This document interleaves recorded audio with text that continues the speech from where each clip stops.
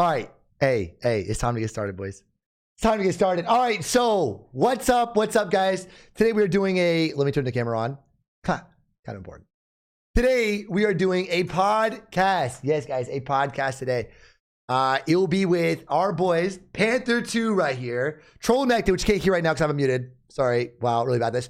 And Godrekton. They'll have intros. Don't worry. We'll have intros, guys. But it's going to be a fun little podcast with all of us Renekton mains. We're going to have a good time with it and basically go over really big subjects. So first of all, guys, what we're going to be doing is going over everything Renekton, okay? We'll have a list down there. You guys can see it. Once we finish with all the questions that are on there, afterwards, guys, we'll actually go from that to you guys asking us questions. So if you guys have questions, just wait till the end and then obviously ask your questions and we'll try to answer everything we can. If it's a direct question, be like, yo, it is, you know, Trollnekton, can you ask me this? Or Godrekton, can you ask me this? You know, if you have questions for individual guys, yo, ask everybody, especially Panther. I mean, look at this guy. Okay, I'm sorry. I'm scuffed right now. What? All right, anyways, hey, let's do this. Let's get started. All right, so first of all, I'm gonna mute them, guys, and we're gonna go over introductions for everybody. Yo, what's up, guys? Yo, what's up? Hey, all right. So first things first, let's do the introductions for everybody. First, let's go with Panther. Panther, introduce yourself, buddy. Well, for those that don't know, Panther, I have been a challenger player for the past.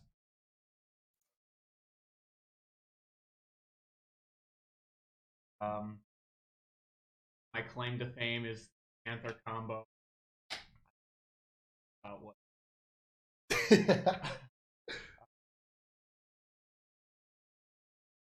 That's it. That sounds good. That sounds good, man. That sounds good. All right, next. Let's go with Godrekton. His name is Ryan. Pretty chill dude. Yo guys, what is up? My name is Godrekton, of course. I run the Renekton mains subreddit and the Discord. I'm a high diamond Renekton player, have over 3 to 4 million mastery points. And I'm also the 2019 Renekton mains tournament winner. I destroyed Max in a 1v1, you know. Just gotta say that. I'm the best Renekton in the US, you know. Not to brag or anything. Yeah, that's not to brag. I like it. All right, Max, your turn.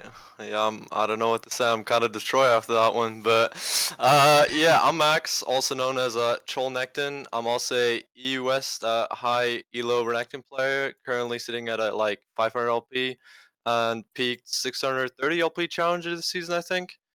Yeah, and been playing Renektons ever since like mid-season 2, I think. Yeah. All right, that's cool. Me. Yeah, that's awesome. Panther, go one more time. Introduction. They could not hear you at all, I guess.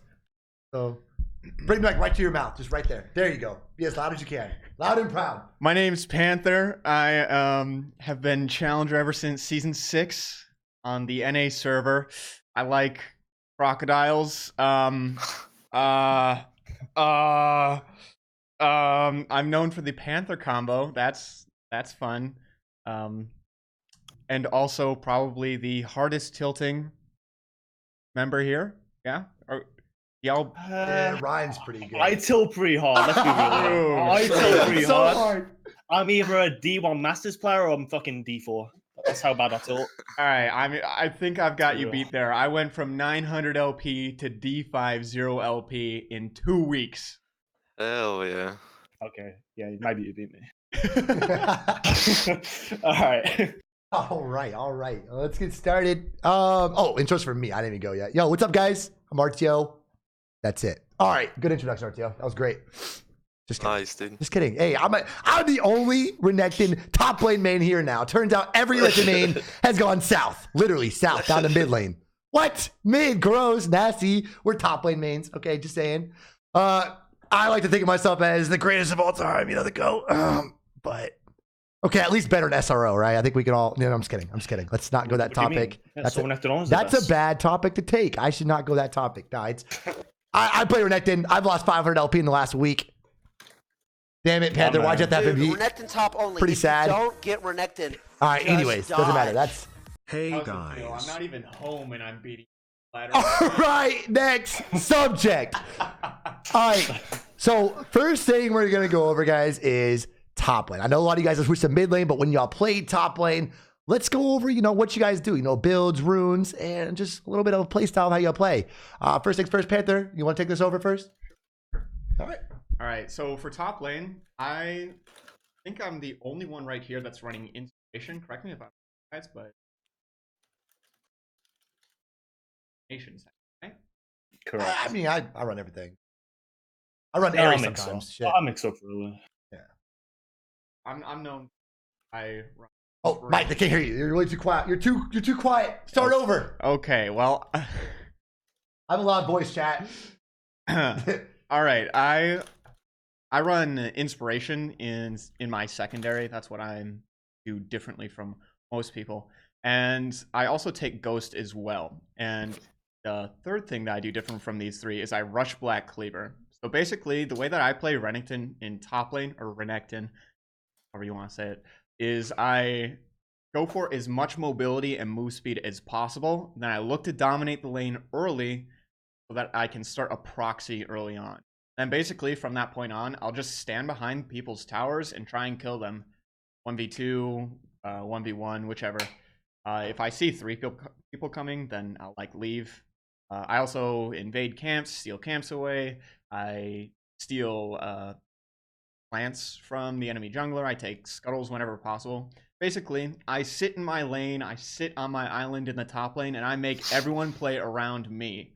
I'm not with this teleporting bot garbage. Fuck teleport. I mean, Yeah. Fuck teleport, man. Yeah. I'm trying like to be the carry teleport. here. Okay? Like, screw bot lane. Like, the game's about me. I'm the main character.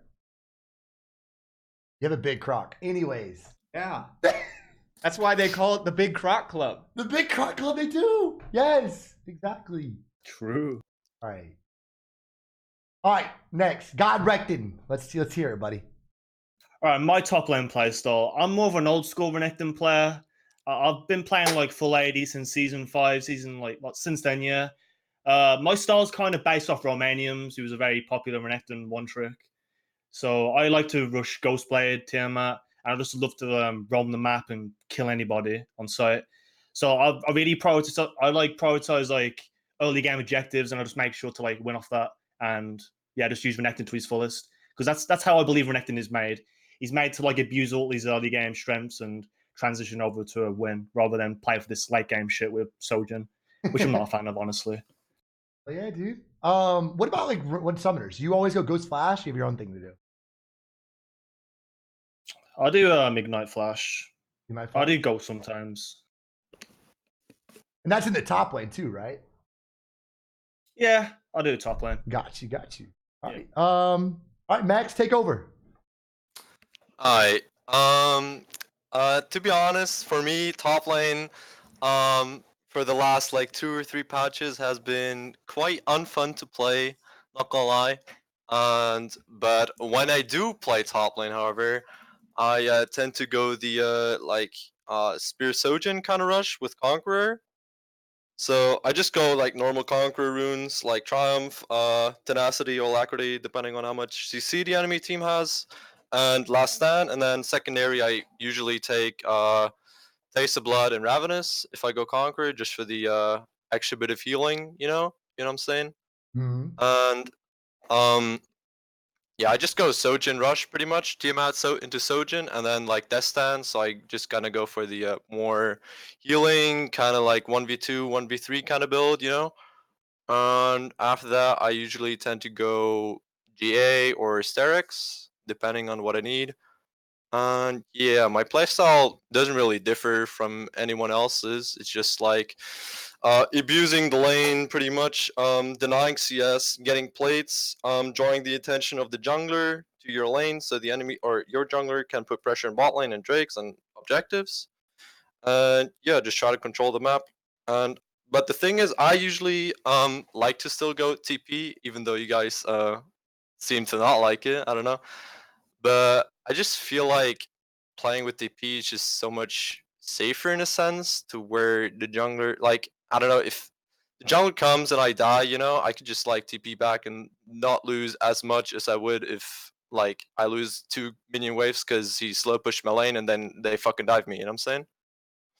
But That's yeah, understandable. it's just my look to the top lane right now. No, 100%. And I can definitely agree with a lot what you just said right there. Like everything makes perfect fucking sense. It really does. So something I've noticed too, like what you already said, like everybody just listed something they just do differently. Everybody does something different. Like obviously Panther. Okay, we both run Flash Goes. I mean, I run Flash Goes now, but now Panther does Black Cleaver Rush over Sojin, and he has a different idea of that. You have Ryan who goes more of a you go PT Ignite, right? Yeah, PT Ignite, Domination, of course. PT Yeah, Ignite, the standard Domination. stuff for full AD, yeah. Exactly. It's more of a you're trying to go with that level 3 cheese, really trying to blow someone up kind of build. It works really, really well. And then you got Max over here running Flash Teleport. So you've got 4 different guys right here all running different stuff. We're all doing our own thing and all getting the high elo doing it. So I think that's pretty damn badass. Obviously, I just put over my stuff as well too. You know, like top lane. Again, that's the role I like. I actually hate being anywhere else. I fucking, sorry for language. I hate being anywhere else. Okay, I don't like it. I hate it so much. Top lane is my role. Yes, top lane's ass right now. It's ass. I think it's terrible, but it's my role. Builds, I go Ghost Flash. And I love doing Conquer. I think Conquer, in my opinion, I've stressed it many times on stream why I like Conquer over everything else, because I'm not really big on being too aggro. I like to play the map a lot differently than trying to go ham for a level 3 cheese. Then all of a sudden their jungler's there and I'm fucked the rest of the game. But again, that's my style of play though, and that's why I go the Ghost Flash thing. I like to do Sojin. Then obviously second item I try to choose. If I didn't go Inspiration Tree, you know, then I'm like, all right, we need a U-moves. I need speed, because I don't know about you guys, but I love choosing my fights. That's a really big thing when I play just League of Legends in general. You know, I just love choosing my fights. So I think U-moves is almost a core item on Renekton for almost any role you play for the most part. And then I like to choose, do I need a Death Dance for sustain, or do I want to go more Black Cleaver route? Do I want to get a LDR? I definitely build a lot of damage on Renekton. Maybe I might even overdo it a little bit sometimes, but I think it's more fun to go all in or just, you know, go home. Like, screw that. So that's just how I play top lane in general. Then obviously my play style overall is I like to split push. I might split push too much. I'm the kind of guy, if I don't have sums up, I will not team fight. I stress that all the time. I will not team fight. And I also don't buy control words. Now, say what you want, but fuck that NA shit. players, man. This is why. Maybe that's why I'm losing all LP lately, but Don't lump me in with NA players. what? I buy control wars. It's just this guy. over Okay. here. You're an EU player by heart, bro. Just Hell yeah. I'm I was I'm born not- in the wrong region. Listen, hear me out, okay? Hear me out. Control words, I'm paying 75 gold. I put it down. I may or may not see a ward there. If I don't, then fuck me. Guess what's going to happen there? Jar comes top lane. You ready for this, Max? Yes, I'm saying this to Max. Listen, I'm Max, listening. hear me out on this I'm one. listening. Okay, I put a pink word down. Or control word. Mm-hmm. It's 2019. It's season 9. Okay, control word. All right. Put a control word down. And their Jar comes by. What's he going to do when it's that control word? I'm asking you, Max. What's he going to do? I don't know. Tell me. He's going to clear the ward. And what's going to happen after he clears the ward? I'm Exactly. out of words. We don't fucking know. He can come back. He can leave. I don't know. Great, I spent 75 gold to give them 35 gold. 35. My brain's hurting right now. 35. 30. 30 shit. 30. 30 gold. And he gets XP. Yeah, fuck that. It's 105 gold. So Yeah, I'm but not going to your buy it. team If now- I buy a control word, I have a fat fucking lead. I have the fattest lead of all time, and I'm trolling. I'm just buying words to give them free money. That's how I think. What? Yeah, but here's the thing though. Because you're not his top side now, your team can play a lot more aggressive just because you know that he's top side. Listen. So really, it's worthwhile buying wards to have that information for your team. That's right. That's true. Information. But at the same time, gank me. I fucking dare you. I have Ghost Flash, buddy.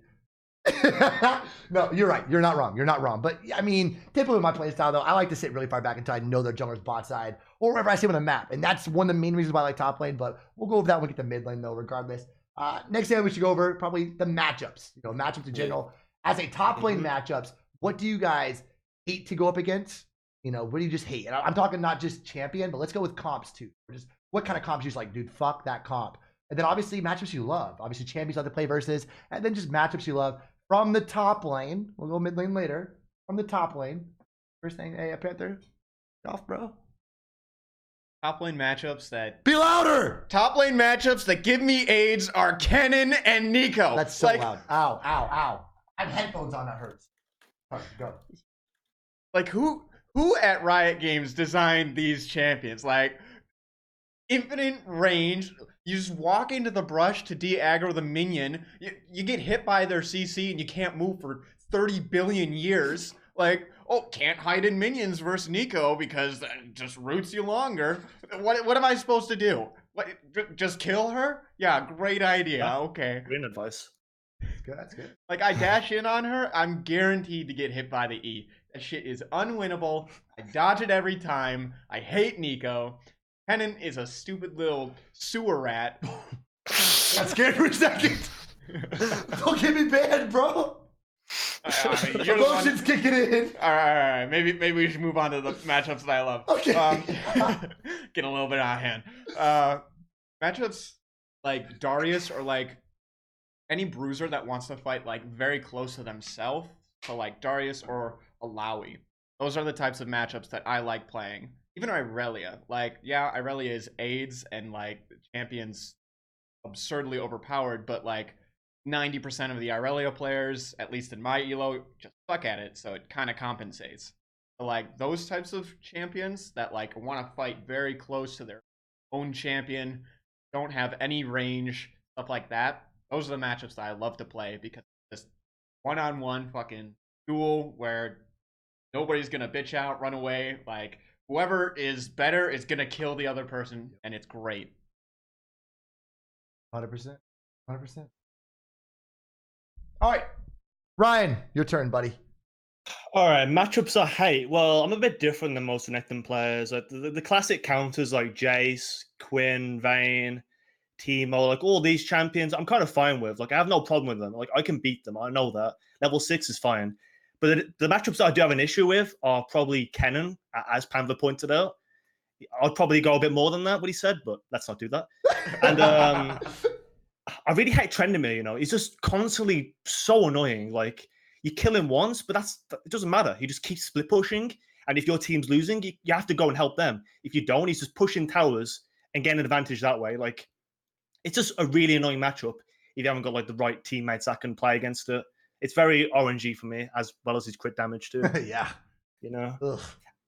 Yeah, but matchups I love like anything that's kind of 50-50. Any champion that wants to fight me, Aurelia, Fiora, Jax, Darius, like all these champions I like because I know I can outplay them in a certain way. Like I can think ahead of them. A lot of them are like mind games, and I like that. Like I usually come out on top of them because I know how to predict like when they're going to use their main abilities, and that's what leads me to like winning most of these and having a lot of fun. Yeah, that's pretty much it. That's cool. All right, Max, your turn. Alright, so well, my hatred towards enemy like top laners doesn't really change from the like champions Panther and Ryan mentioned. Like basically everything that has range, like Jace, fucking Cannon, fucking Vayne tops I've seen a couple of times now, Nico. It's pretty eights, like I don't know, it's pretty eights to play against. Like if they know how to abuse range and if they're not like brain dead fucking one-handed 5 IQ people, then it's pretty hard to play against. The only time like if you're able to like cheese level 2, level 3 with like a flash W or something, then I guess I could see you like dominating the lane, but other than that it's pretty hard. And then I don't know if I heard Panther correctly, if he said he likes to lane against Ilaoi, but I don't know. For me, Ilaoi's like one of the... Maybe I'm just bad. I don't know how to play against Ilaoi, but for me, Ilaoi is a pretty rough lane just because her E and her Q hitbox are like absurd. Like, I feel like they're like double the fucking white they look to be or something. I don't know. But yeah, she just hits you with an E, then ults, and then, I don't know. Just some nice tentacle shit happening. Yeah. That's why I like the matchup so much. Oh, I see. All right. What's wrong with you? But yeah, that's my view on the matchups. What about matchups you Anything love, else though? goes basically. Anything else is fine for me. Okay, that's fair. All right, so for me, I can agree with pretty much everything he said. Ryan's insane. Panther's definitely insane. Are you joking? Are you joking? It's not a hard match. I better see a matchup guide, and I want to see you like explain the matchup to me. Just directly, just explain the match to me on a fucking YouTube video, 20 minutes long. Literally, it's so simple. It's not. Obviously, me and Max are struggling right now. So, bro, you sit on her tentacles when they spawn, and then you kill them. Yeah, just kill them. Forehead. for some reason, I feel like Allow is one of the reasons why every one of you guys have left top lane. Okay, Okay, it doesn't matter. All right. No. Okay, so there's two things that you can do. First of all, you can just kill the tentacles if she's not playing on them. And then if she is playing on them, you hit it once. You only hit it one time. And as soon as she throws E, you hit it a second time, which kills it, prevents a tentacle from spawning, and you just kill her. What if she lands an E on you? Just You make it sound E. so easy. Just I don't know. one E. Like Just what don't get hit by the happens? E though. No, you can get hit by the E. You can't. No, okay, what you have to do is you hit the tentacle once, and then you get hit by the E. If you don't get hit by it, you're going to win the matchup. But this is if you do get hit by the E, because the tentacle once, it'll have 1 HP left, and then it'll start to slam the east when you get hit by the E, because that's just how Alawi works. So you hit it while it's mid-slam animation, and then you dash onto her and you combo her. And then that means you're getting hit by 1 less tentacle, which 3/6 means probably getting hit by no tentacle. Yeah. Well, anyways. Get back. Alawi's cancer. Anyways, matches I hate. Alawi. After Alawi, I don't like Kinnan. I hate Kinnan, and the reason why Kinnan is my least favorite. People ask me, RTO, why do you ban Kinnan and not Nico and all these guys? Well, for one, Nico's not played as much as Kinnan. Kinnan's played a fuckload. I don't know about you guys. You don't ban Kinnan. Is he not picked at least once a day? Everybody like here right now, right? Am I wrong about that? I mean, correct about that. at least once a day if you don't ban Kinnan. I feel like you're going to see him at least once. Nico, I might not see that for a week, but when I do see it, I hate the entire game. But you dodge. See, you dodge. Like, I don't blame you. It's insane, but I don't think it's that bad, to be honest.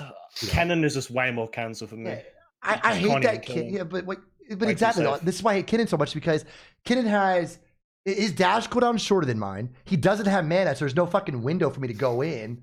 So he has the dash cooldown shorter, no mana, infinite. If I dash and he stuns me, like, what the fuck do I do, Riot Games? And at what point in the game can I take over? There is not a point in the game. So I'm obviously going to keep banning Kinnan until there's a point in the game where, oh, I'm stronger. Like, I look at every matchup as in, okay, early, mid, late game. When do I have my advantage? And champs like Jax, when do I have my advantage? I feel like early game, I kind of poke him out a little bit, but I have no control of actually solo killing him because he has to fuck up for me to solo kill him. Yeah, he has to fuck up. So I don't know. You don't feel like that? If I just... Sorry, could I interrupt a second? Oh, you're good. The Jax thing. Yeah, I don't know. Like, I used to have a lot of problems with Jax until like a couple months ago. Like, I'd only take Resolve at that point with like Demolish and Second Wind. Well, no, Bone Plane, sorry. And all I would do is I would just spam Q on Jax, and literally I'm always having the upper hand. He can't do anything against me. Before I'd like play it so I'm always trying to combo a lot against him, but that doesn't work because he activates E, and then I'm kind of fucked in a way. But if I just spam Q a lot, I'm just withering him down, and I can look for a flash W play and potentially kill him that way, or send him to base, which is really good for me either way. Yeah, I don't think it's that bad as it used to be, maybe, because of the meta. Yeah, I'm not exactly sure. I think it's just a lot better now than it was before, at least for me. No, I agree. I agree with that for sure. Like, they've been nerfing Jax a little bit. Not as of late, but they have nerfed Jax a little bit. And I agree. The Q trade is what you do. That is the number one thing you do. And I feel like every time I play versus Jax, I'll probably in laning phase, especially if no jungle prio comes through in the match, I'll probably be 30, 40 CS up. Like, I seriously feel like I do with just Q trading all the time.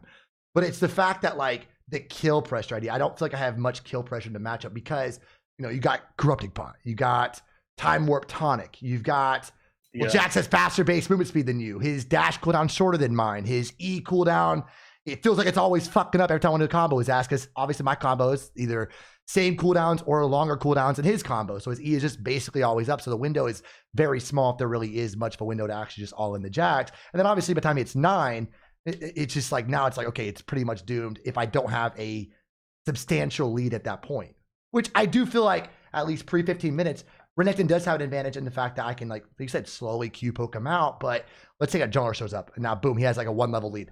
It's over. It's done. There is zero chance you can come back because any trade take now, you're going to lose extremely hard. I agree, but that's like kind of the 50-50 matchups, really. Like any of those matchups you lose, you're most likely you won't exactly come back. That's just how Renekton works, unfortunately. No. Yeah. Although with Sojourn, that does give you a chance to fight back. But when you think of champions like Aurelia, Fiora, maybe even Riven to some people, I don't exactly see Riven as one of them champions, but maybe Panther does. Like if they get 1 kill on you, it's kind of over in a sense that you're not really playing to kill them, just playing to come back and get wherever you can. Nah, yeah. Pretty much, yeah. What do you think about Max? What do you think about Jax? Anything? I mean, I don't know. Like, how do you hate Riven? What? Did I really just hear that? Especially now after the buff came through. There's no way you could hate Riven. I haven't played since the buff came through. Oh. My account is the game. Okay, good fucking point. The game was broken the day that I wanted to play. Literally, you couldn't use certain abilities. Minions didn't auto attack sometimes. They just walk lane and sit there. I don't know how they destroyed the game, but I haven't played patch. I played TFT that entire fucking fuck that. But okay, so I guess for me, matchups that I hate the most are matchups that I don't feel like I have any control.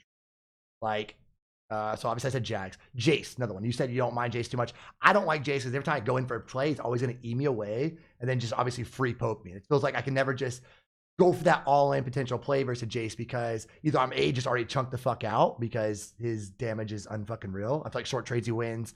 It feels like no matter what trade I take, I'm going to lose that matchup regardless. Hell, I saw Isaac one time, Panther, take fucking fleet footwork, and I remember that game. I remember you take fleet footwork. You took all this stuff. They're like, I'm going to play the most, you say, I think bitch build. Yeah. Is that what the word was? Yeah. It was bitch build. I remember. Yeah, You remember that? Just called bitch build, yeah. Bitch build. He went fleet footwork. He went resolve, second win, and like 1,000 rejuvenates. I'm like, holy crap, what am I watching right now? But, you know, I get it. That's how the matchup feels. It's like, I'm just trying to survive. And I feel like even later in the game, I feel like I just don't have kill pressure. And that's how I feel about Jace, Kinnan, Nico, just all these kind of matchups. I feel like I just have no kill pressure. That really sucks to me. I mean, let's be real though. You do play Ghost on Renekton. You're literally playing to scale. It's not like you have Ignite where you have that kill pressure. That's true. I think that's the biggest thing of your style. It kind of like hinders you from being able to abuse Renekton early in some cases, but you do play in a more, you know your power spike there once you come mid game because of Ghosts and all that. So it's just like a trade off. I feel for you. And that's true. And that's true. And also, yeah, it's the runes, like you said. At least Max, who's for a bad trade, he gets chunked out. Guess what? He can always just TP back the lane. It's not like he's in a detrimental spot if he makes a bad trade. As like, if me and Panther can Ghost and we get chunked out, we always have that mind where we're like, fucked. We either back, let him freeze the wave, or they shove him this entire wave because we not take teleport. So yeah, there is major hindrance in that aspect. And, you know, that's playing for the mid game spike. Obviously, that Ghost, but we can get that later, I guess. But that's pretty much the matchups I hate, though. Like, at least, like, again, you always probably thinking, well, scaling champion. It's not really true. Like, Nasus, I don't mind that much because obviously we fuck him up hard so early. Like, there is, and even by the time he starts getting going, which is usually late 10, like 15, 20 minutes, where he starts actually slowly getting going, where he actually are 1v1 you a little bit. At that point in the game, it's more of, you know, push the wave, roam. It's not even like really 1v1s at that point. So it's like, I don't really care that much about it as much as other things. But obviously matchups that I love though, especially now, I love champs like Riven. I love champs like Camille. I like these champions now because guess what? We have a huge window with that shield break mechanic. But obviously before that mechanic happened, I actually had some issues with Camille. I didn't really like that champ too much because I think her kit is over fucking loaded. I mean, obviously she's got a fucking gap closure that's extremely long. She had that passive shield, so I felt like I couldn't even trade back, you know, and I felt like early and then late game Camille beat me. Now it feels like at all points of the game, I don't feel like I'm that bad versus Camille, especially shield break mechanics. So I like champs with shields. I like champs that want to fight you, like Panther earlier. I love champs that want to like just fight me. You know, I want to battle. I don't want to fucking just get poked out 24/7 like champs like Rumble. Gross, nasty. I think we all agree that Rumble is one of the most cancer champions of all time. Yep.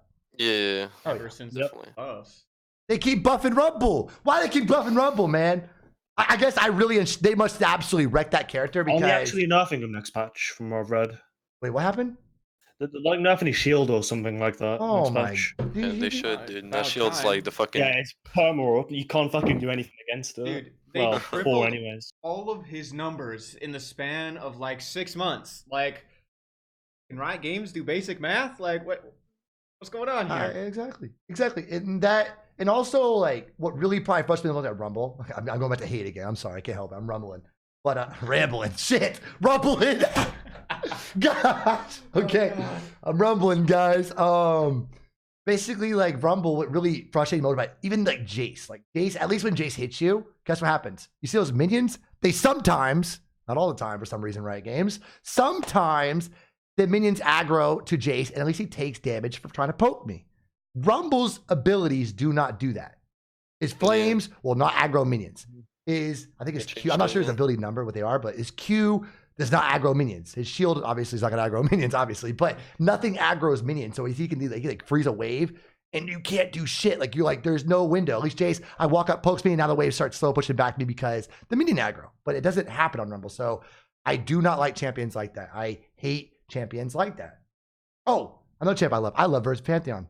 A lot of Renekton mains actually hate versus Pantheon. I fucking love that matchup. I think it's so incredibly easy. It's so. I haven't seen a Pantheon in like ages, actually. I think Renekton just wins it. Yeah. Straight up. I mean, I feel like. I've always thought that, to be honest, since like season 7, maybe. Yeah. Like, you know, the minion change where if he hit you on you get aggroed. Like, since then, I think it's just been super easy. And I've noticed that as well. And I love that they changed that and made it that way. And now it means aggro to him whenever he hits you. And it's like, okay, fuck yeah. But I don't really agree that we just auto when I feel like we still lose pre-6. But once you have 6, it's just we're so much stronger than Pantheon. It's like, bro, if you just survive for the pre-6, it's like, this is a joke now. I destroy you. Now I know what it feels like to play Jax. Like, what? This is awesome. But yeah, just be patient. That's all just you be need to do. patient. Exactly. That's Jax. Just be patient, bro. And you just win. So I do not mind that, but obviously I don't like Pantheon whenever the Pantheon has a fucking Elise because they're going to tower dive you level 3 and you can't do shit. You just die. But that's a different story. That's a different story. All right. But anyways, that's pretty much the matchups for me, guys. That's pretty much, I mean, that gives you a general idea of what I hate and I don't like. Like, I don't know. Lose my mind. All right. Next thing I want to go over, guys, is junglers. Okay. Junglers that you like to have and junglers that you hate. And not only that, let's go over like team comps as well in general. Let's stick to more junglers and team comps that you like to have and junglers you just hate these kind of comps. Brief overview of that. All right, so like junglers that I love, I'm a little bit different. Like if I have a jungler, like a player that I like, then I don't care what they play. Like I'm more about like who I got as a player. Like give me Orange, give me Brignay, like all these amazing junglers that just camp my lane. I love them. But like if I'm playing with like Metaphor and he's just sitting bot lane the entire game, like I don't want that. I don't care if bot lane's gonna carry or pop off. I want to carry, okay? So like I care more about like who I'm getting as a jungler than like matchups. But if we're talking like specific champions as junglers, then give me Elise, give me Sejuani, something that's gonna empower me and allow me to do the things that I want to do earlier in the game. Like with an Elise, I can tower dive at level 2. Like I don't have to wait for level 3 or level 4 to happen, or even level 6 in some champions. Like I can power dive and set up my proxy early. With Sejuani, once I get the Spear of Shojin, like as long as she has hands, as long as that player has hands, their entire team is going to get hit with a Sejuani E. Like just put all that on me. I'll stack her stun on every character on the team, and we'll just wipe the team, right? So those are my favorite matchups. Junglers that I hate, Hecarim, God. Oh my god. I can ward perfectly against Hecarim and still die. Like, this dude ganks me from his own blue buff. Like, what do I do there, right? Huh? Like, my bad. I decided to slightly overpush half wave or half lane. Like, and not only that too, like he runs Ignite as well. So it's like he has Ignite, run at you full fucking speed. Probably is the same level as you more than not because he clears pretty decent. It's like, holy crap, bro. What is going on? Sometimes they're higher level. It's like, how is it even possible? Yeah, and it doesn't matter how much of a lead you have against Hecarim, you're gonna die. So like, that's what sucks with him. Like other champions, I can 1v2. Like, but if it's a Hecarim, even if I'm level 11, 2 levels up, then I'm just getting punished for being higher level because my death timer is gonna be longer when I die to Hecarim. Like that's it. Like, there's nothing I can do with that champion.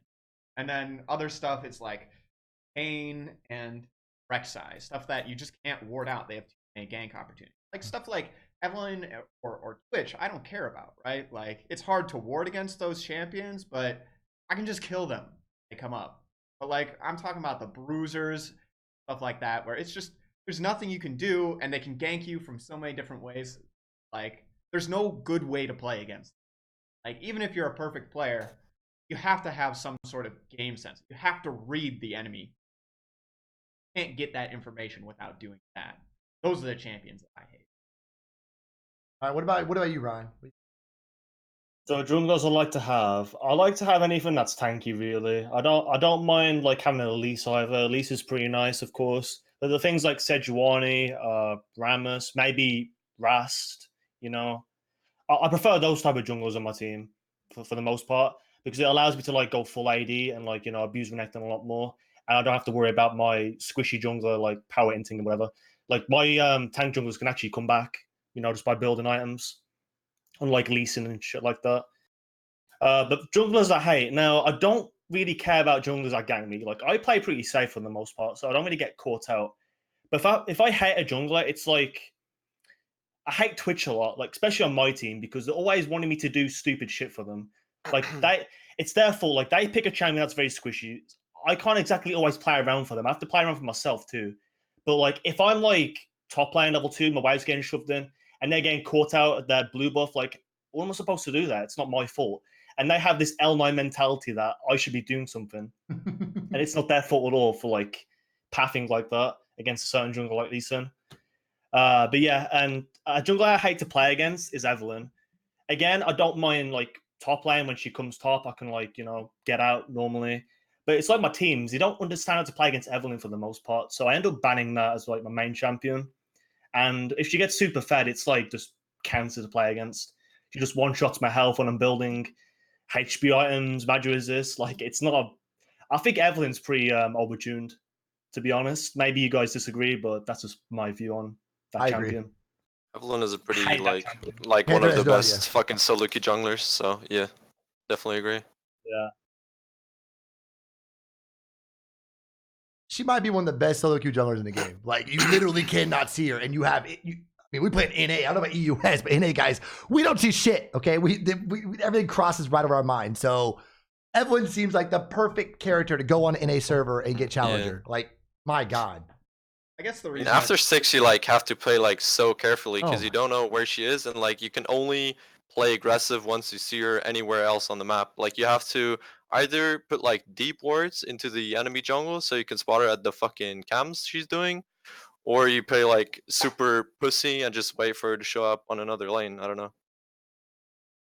All right. All right, Max. What else? What else things junglers have to Oh have in it? yeah, so junglers I like so I don't really care about like the persons I get or like the champions. I just want to have like a jungler that like knows how to play his role in a sense to where I don't really mind him not camping me top lane. I don't really care about that. But like if the enemy jungler camps my ass top lane, then I just want my jungler to know what he's supposed to do like elsewhere on the map. Like get dragon, get the ball in ahead, whatever it is. I just want to win. I don't really care about me being like the essential guy in the team. I just want to like win the game and win it properly. Like the jungle is like one of the like if not the most impactful role in solo queue or like in the game itself.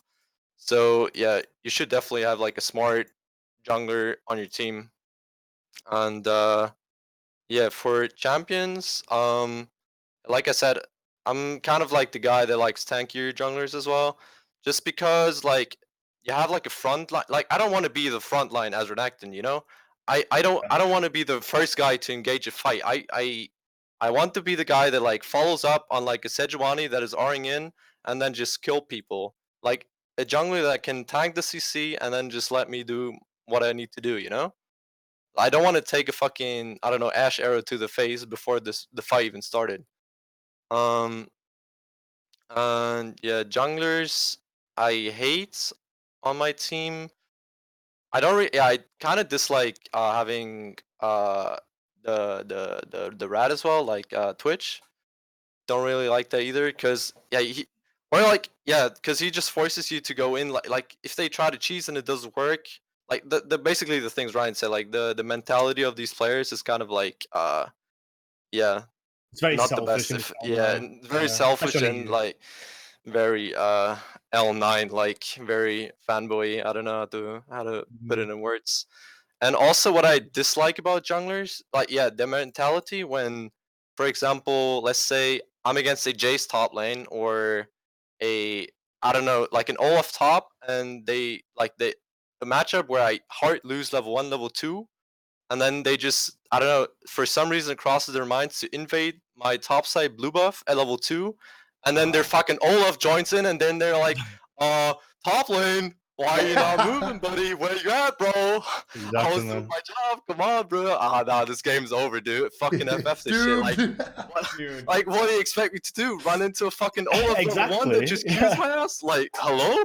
Just shut the fuck up, dude. All the Like, I don't fucking know. time, isn't it, on EU too? Yeah, it's so fucking dumb. I don't know. Like, that's the worst part about the junglers. I don't know. For me, at least, it's so bad.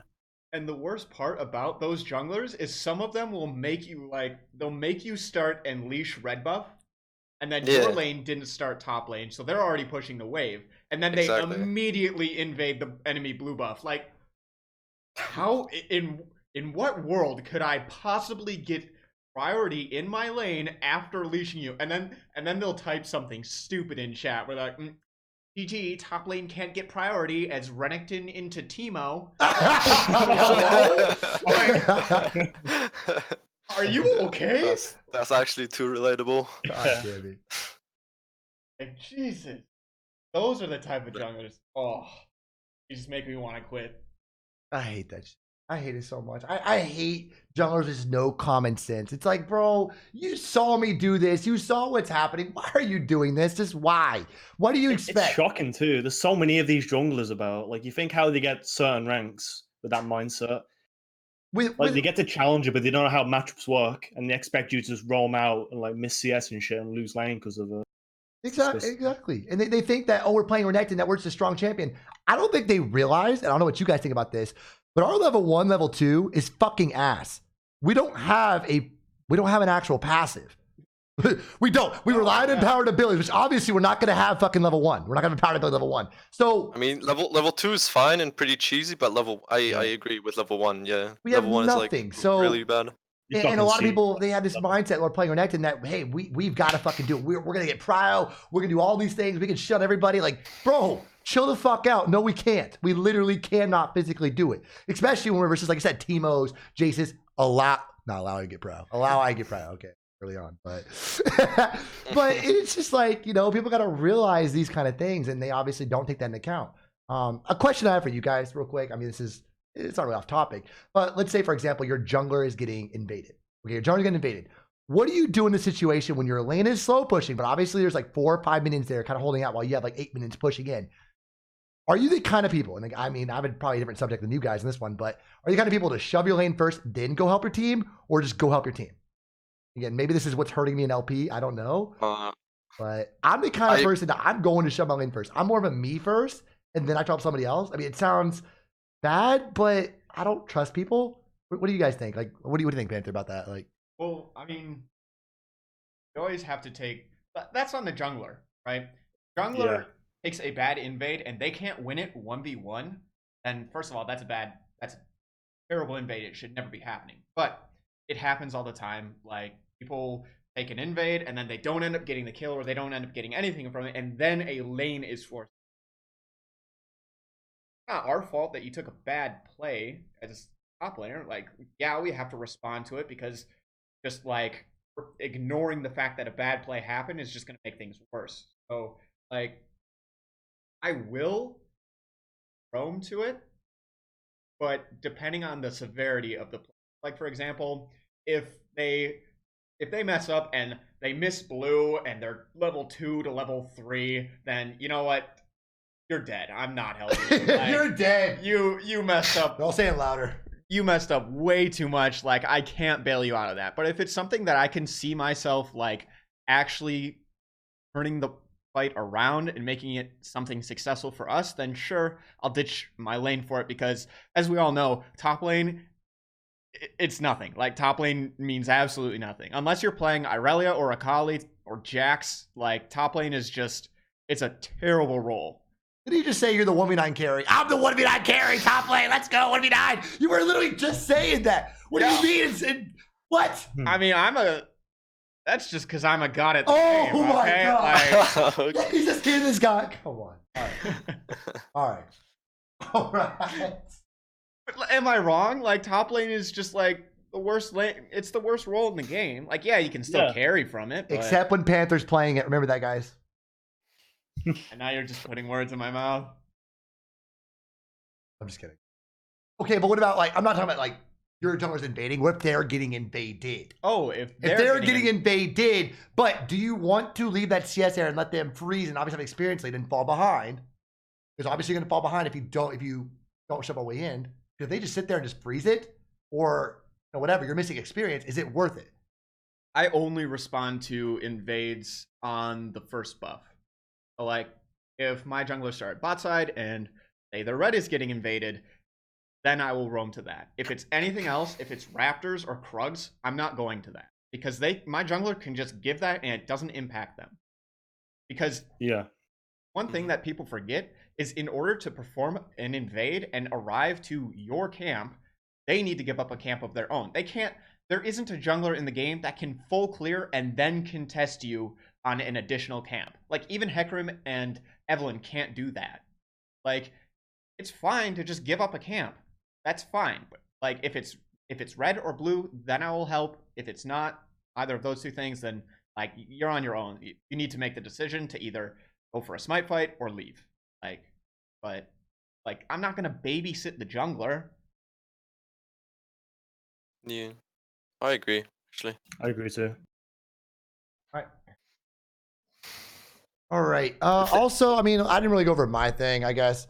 Junglers I like to have and junglers that I hate. I like Max said, pretty much about the whole smart thing. Like if I'm going to get hard camp, like if they're going to have, like I said, a Pantheon and an Elise, like that is, or a Kled and Elise, dude, any of that shit. I already know what's going to happen. I'm going to get ganked a lot. I just expect it. It's going to be a game where I am not involved.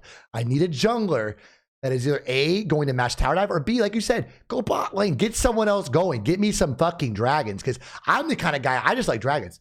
I love dragons. I love dragons, because I feel like the team with more dragons, 90% of the time wins. And then there's bot lane, but another subject, like I said, another subject. But I feel like objectives are everything, and I feel like dragon objectives are really huge, because no matter what happens, because I feel like this happens in almost every solo queue game. There is early game where some team gets a little lead, and then there's that one fight where shit hits the fan and they fuck up. They're going to fuck up. Everybody fucks up in solo queue. It's expected. I fuck up because I want to make a play on stream. People fuck up because they just fuck up. It happens and it's expected. But guess what? One thing stays. That Infernal Dragon, you still have it. You always have at least some kind of win condition to work off of because of whatever. And so that's why I really like to, when we have a lead, let's get those objectives. Let's get those dragons. Let's do something before the throw happens. And I feel like that's a big part of playing off bot lane, which I love. I actually love my jungler playing bot side and not even playing top lane because, like Panther said, fuck top lane. Top lane is a garbage ass role. I feel like top lane has the least. I'm gonna phrase that. Top lane has no impact pre-15 minutes. None. We are literally so isolated. The first 15 minutes of the game, we are not involved at all. Agree? Like top lane has zero impact first 15 minutes. Again, exactly, it might hurt that I run Ghost Flash, obviously, but even with teleport, do you really want to teleport bot lane and then just fuck up your entire top lane? Way too much. Yeah, I was about to say, yeah. And even if you get it, like, it's not even guaranteed you get something off it. Like, most of the time, you just TP way too late or something because you realize, like, all the people in your team already die, and then you TP, you can't even cancel it, and then you just lose everything you built up top lane. It's like the worst feeling ever. Oh my god. But, yeah.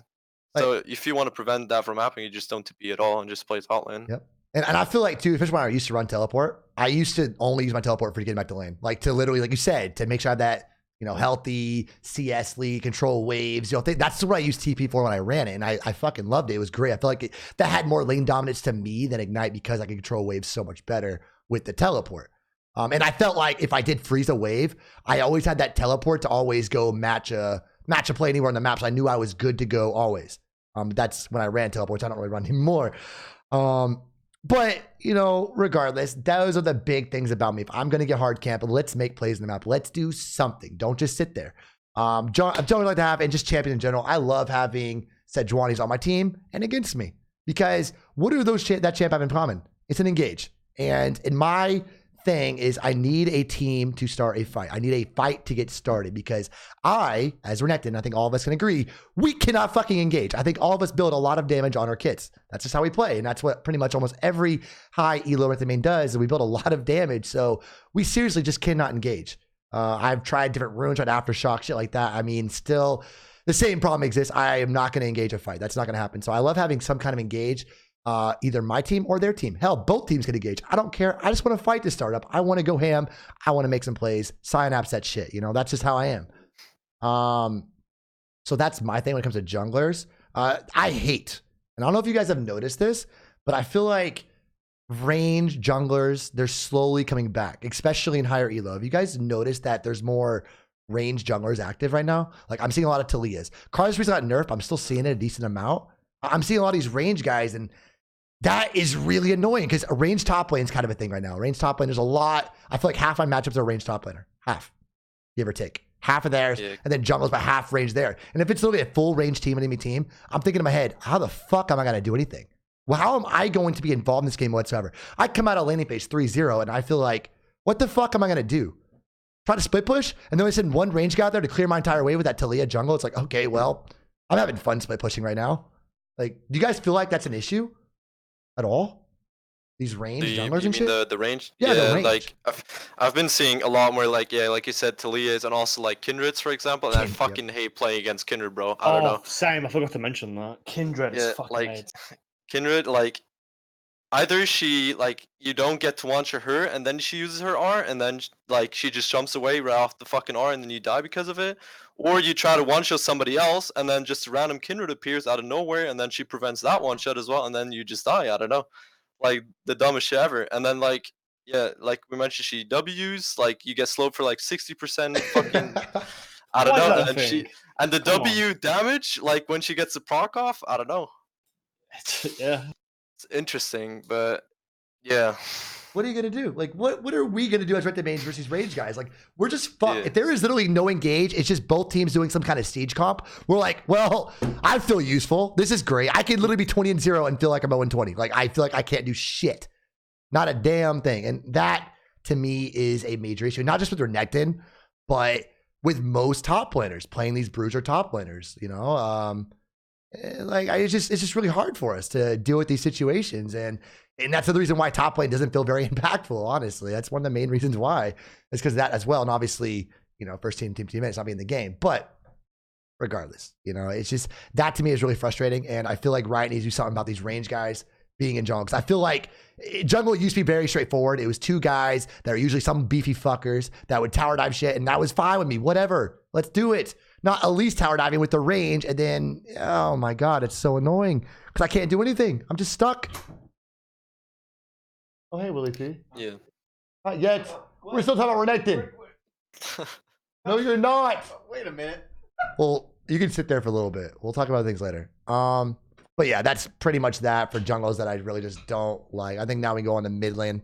Yeah. All right, but mid lane, guys, before we get started, I don't play much mid lane, guys. I truly don't. I hate that role. But a cool fun fact about these guys, they all actually really enjoy mid lane, which I'm surprised. But anyways, let's hear Panther's thoughts on his build, summoners, and playstyle as mid laner.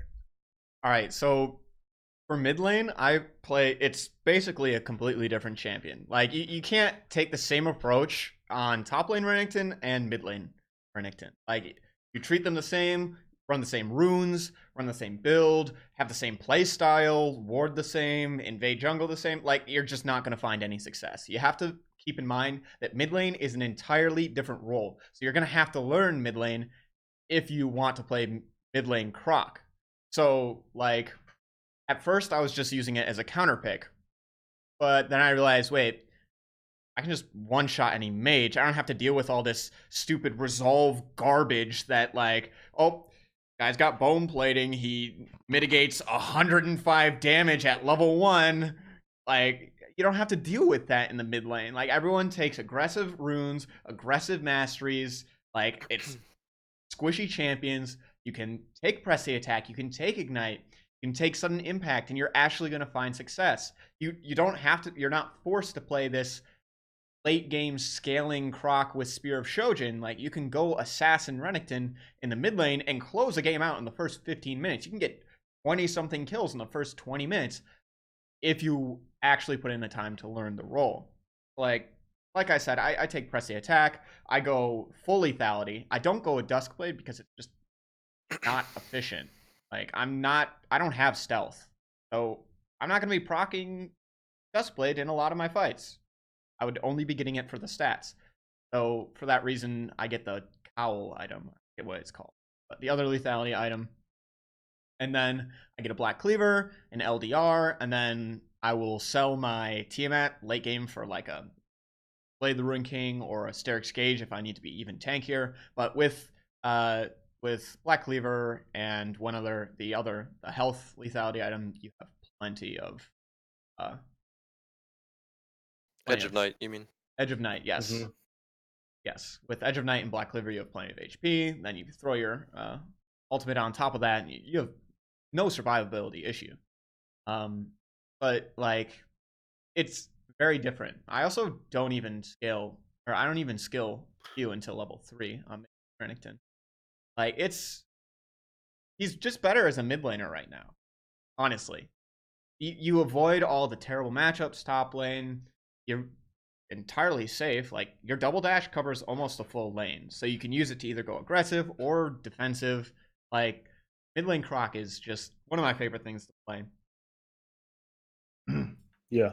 All right, what about Ron?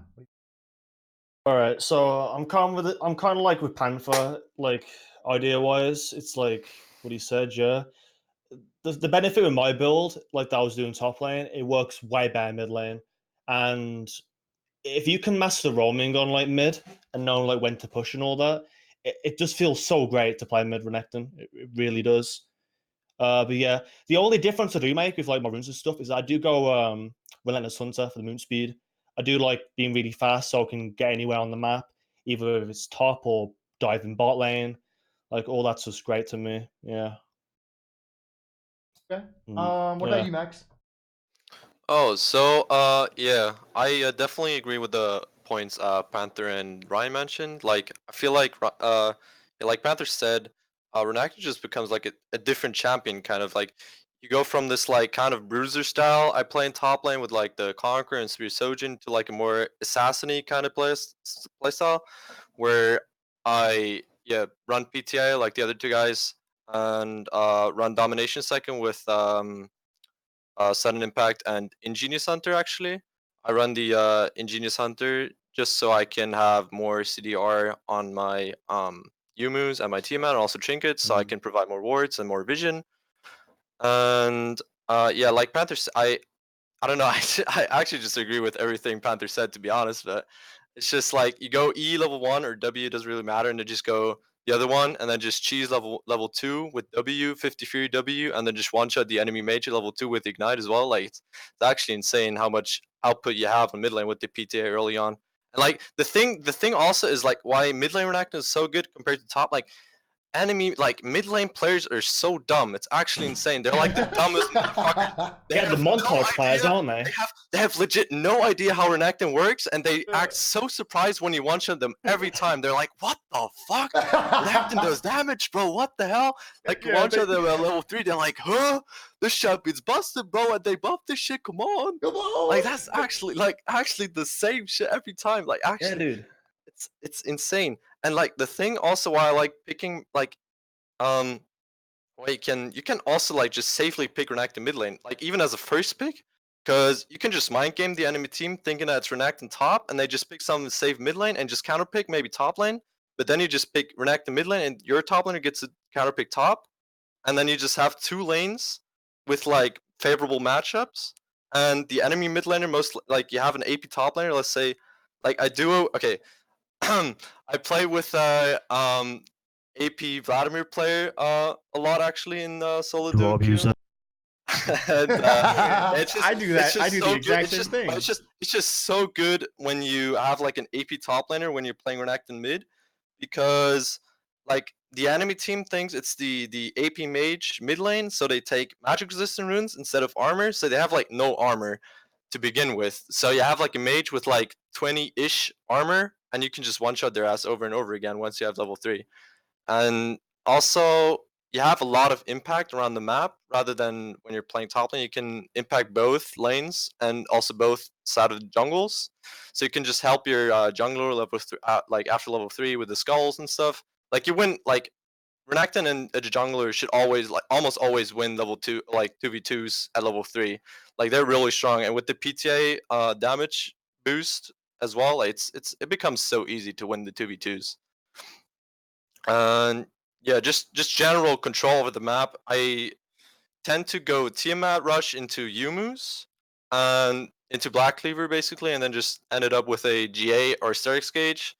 And then you can just go whatever, because that's like the core build Yeah. for me basically. Yeah, Like mine's identical. the game usually doesn't last that long either. Like it's either you hard stomp or yeah, you don't. Like I don't know. It's just a 20-minute. Either you win it like 20 minutes or I don't know. It doesn't work out. Like, but it works out most of the time. That's it. Like I don't know. I just love playing Renekton. It's just something like fresh, something new, and it just feels so much better than top lane, like not having any impact and just going for the bruiser kind of builds. Yeah, just feels good to play. Yeah, if I butt in a second, I feel like Renekton players have like really great mechanics to benefit way more mid lane than top lane, because literally, like Yeah.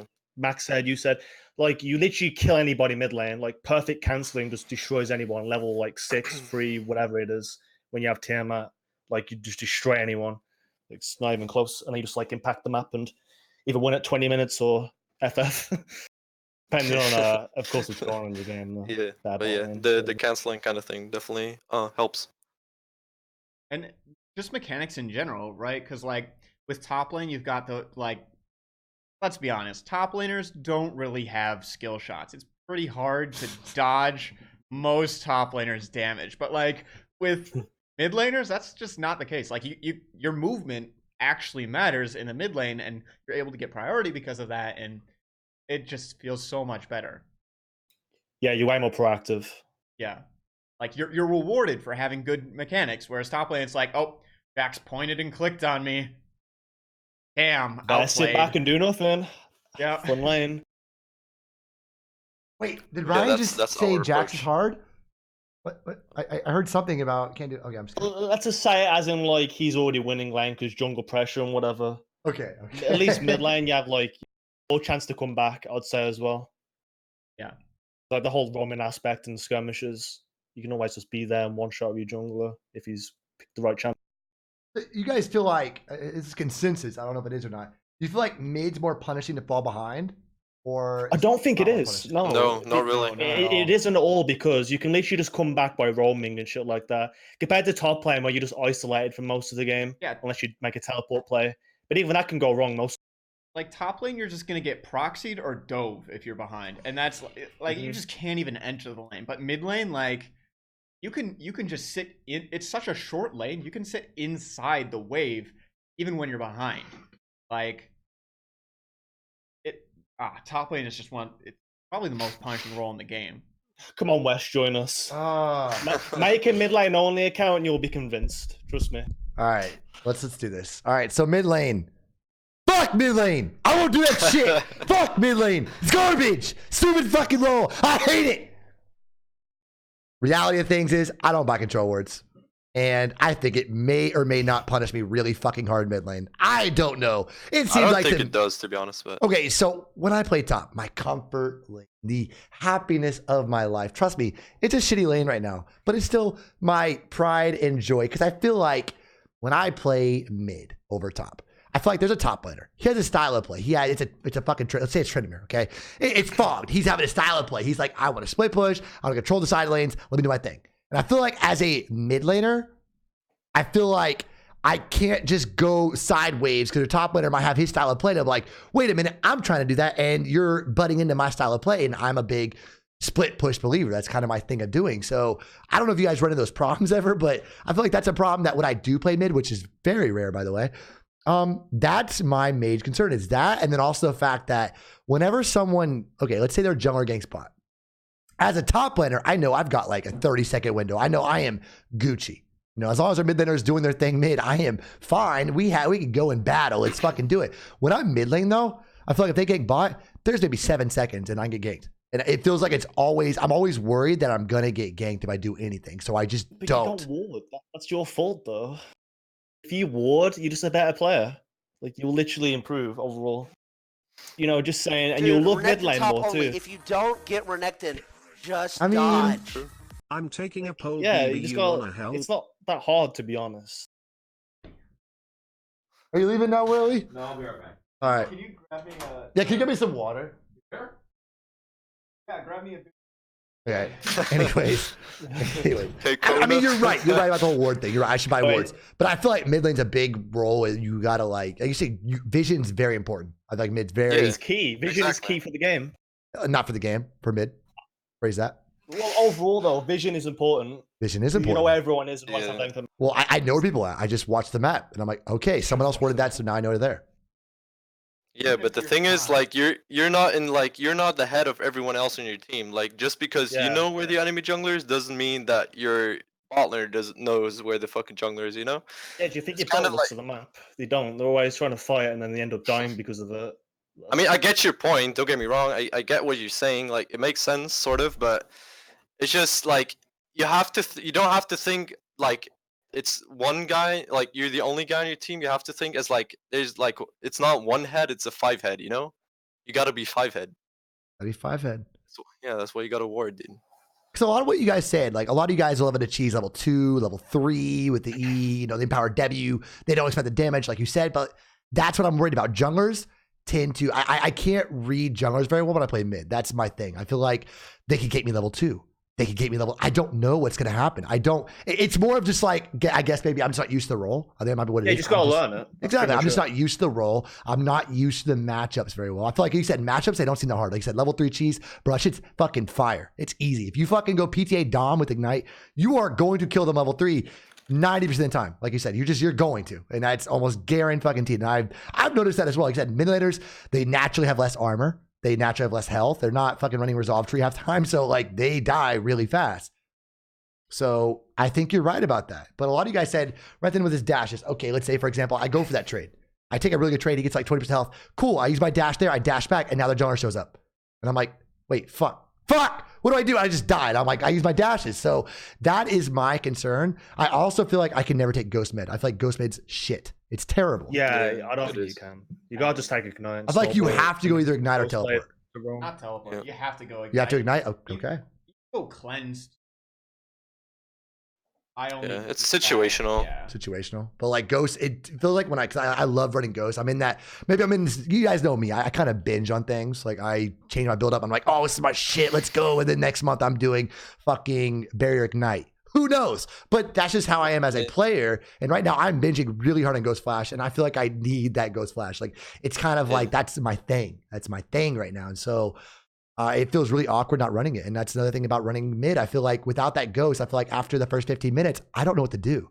Like I said, I just don't know what to do. It feels like when I play Darius top or I play anything but Renekton, I have that feeling after laning phase where I don't know where to go and what to do. And that's how I feel like when I played mid. I feel like if I was don't like get that that, at first. yeah, I if I- won't lie. I was like that too. It just takes experience and learning the role itself. yeah, I guess that makes sense. And I think a lot of people in Twitch chat, especially YouTube, all that, they're going to feel the same way. They're going to feel like, well, mid lane just, because obviously there are 3 highly ranked mains in this call right now, and I'm the only one not running it. So obviously it's a very viable thing. I've noticed it too. It's a very viable thing. I looked up online just now. Mid lane Renekton has a 53% win rate. Top lane, 49. Obviously it's a Yeah. very low pick rate mid, but the guys doing it are having very much success.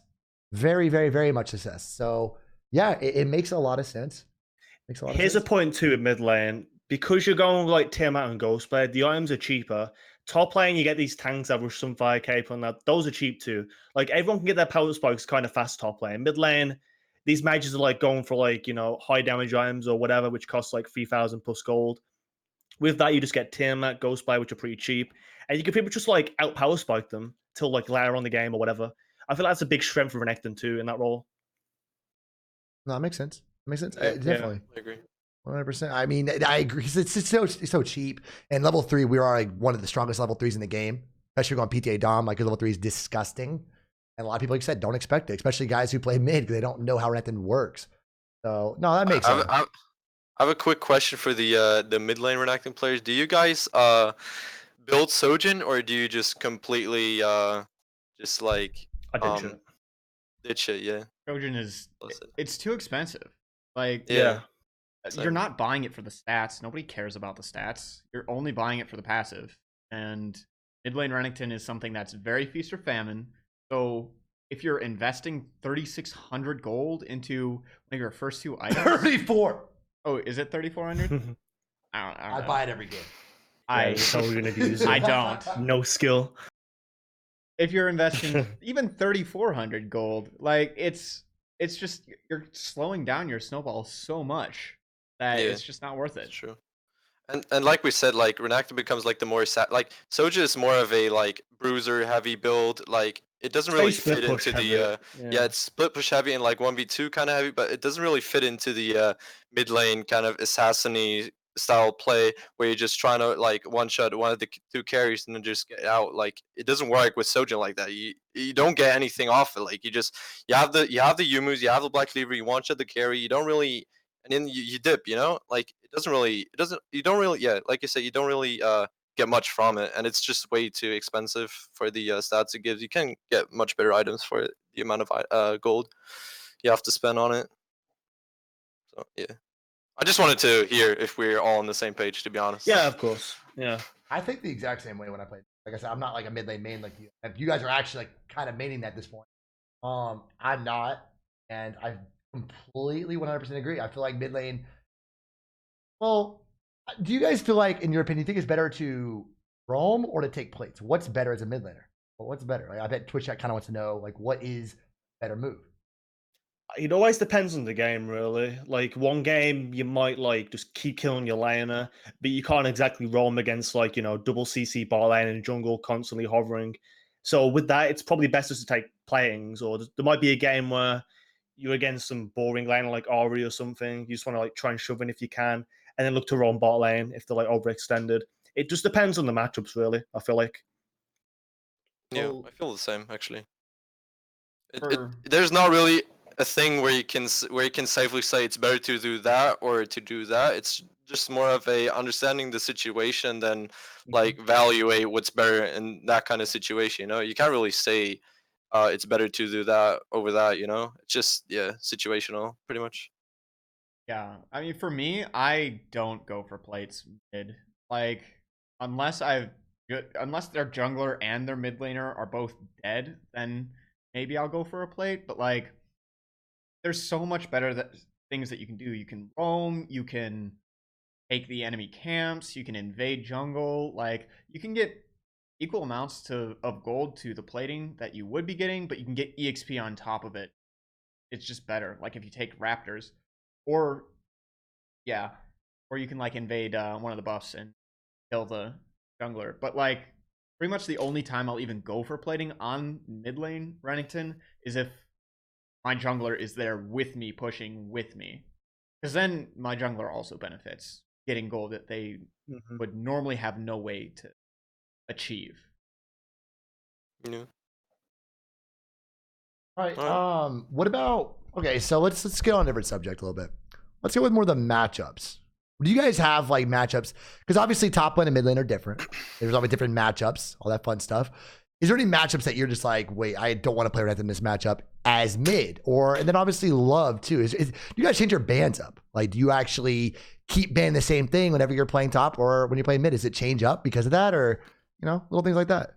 What do you think, Panther? I ban Jax. I just ban Jax. Even as mid?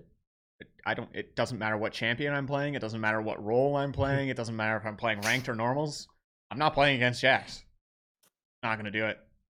Unless the only instance that I don't ban Jax is if I know that I'm queuing into a Riven player that is going to ban Renekton. Then I ban Riven and I take Jax.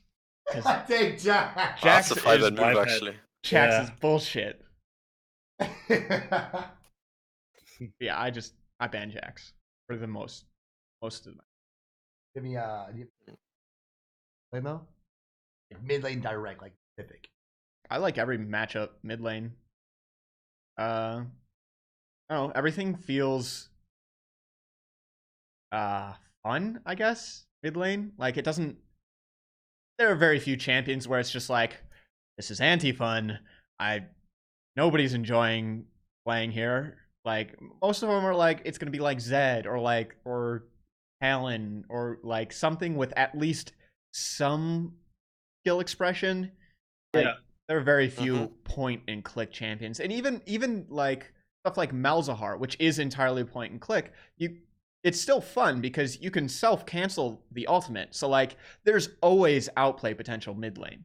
Like it doesn't matter what matchup it is, unless they're taking another top laner that hard counters you and just putting them in the mid lane, then you've just got a top lane matchup in the mid lane. Probably not gonna be as fun, but I like pretty much every matchup. I just can't believe you said League of Legends and fun in the same sentence. That's the crazy thing I just heard right there. Well, That's I insane. mean, League of Legends top lane and League of Legends mid lane are two entirely different games. I don't. All right, Ryan, what do you think, bro? I'm exactly the same as Panther. Like, I don't think there's a matchup where, it's two aids. Like, he brought up a really good point of it being, like, skill expression. Like, a lot of that is involved mid lane. Like, you can easily, like, outplay people and, like, have fun doing so, There's, like, nothing that's really cancer. But if there was one matchup that I don't like and that I do ban specifically for mid lane, it's probably Ori. I just don't like the matchup. Just constantly Qs. If I E in, she charms. I know you can play around with the waves, so you can't get charmed sometimes, but I don't know. I never had success with it. It's like really RNG for me, like how the lane's going to go. But every other lane, I don't really have any problems with it. I find it pretty fun and just either roll or, yeah, that's pretty much it.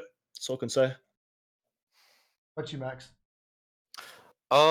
Yeah, kind of the same as Panther and Ryan mentioned, but for me specifically, my go-to ban for mid lane is LeBlanc. Actually, I don't know. Every time I face LeBlanc so far, it's always been like she auto QWs me before I can do even anything. Before I can stun her, she's already back into her position and procced her fucking electrocute. So she just did like 300 damage with a full combo level 2, and I'm sitting there thinking like, yeah, what am I supposed to do now? I fucking already channeled my W. I'll just use it on the minion, I guess. Like it's really 8, so I don't know, maybe I'm doing it wrong or something. Maybe I'm just not experienced with the lane, but I don't really like laning against the long. It's pretty much anti-fun. And when she turns 6, like her burst potential with that shit, I don't know. It's I don't know. It's I just feel maybe. like you have to flash on her and just like go for that early all Yeah, in. maybe. You can't But, do I mean, anything. I'll just ban her anyway, so I'm not laning against LeBlanc ever again. I'm So kidding. I don't Right, really either care way. about that. Yeah, I don't really care about that. But like, yeah, mid lane matchups that I like is like I think the most easiest one that I've experienced is like Yasuo and Kassadin. I think because Kassadin starts off with I think 19 armor and Yeah. like Oh my god. 450 HP, and then you just one shot his ass level 2, and then level 3, and then level 4, and then you're level 7, and he's level 4, and then he goes AFK. Like that's how He's the the lane Wukong in mid usually lane, goes. I'd My say. gosh, I didn't realize it was that. Yeah, no, Kassadin is the best matchup in the game for Renekton. Oh, I think you Lord. guys can agree with Yeah. that. Yeah, definitely.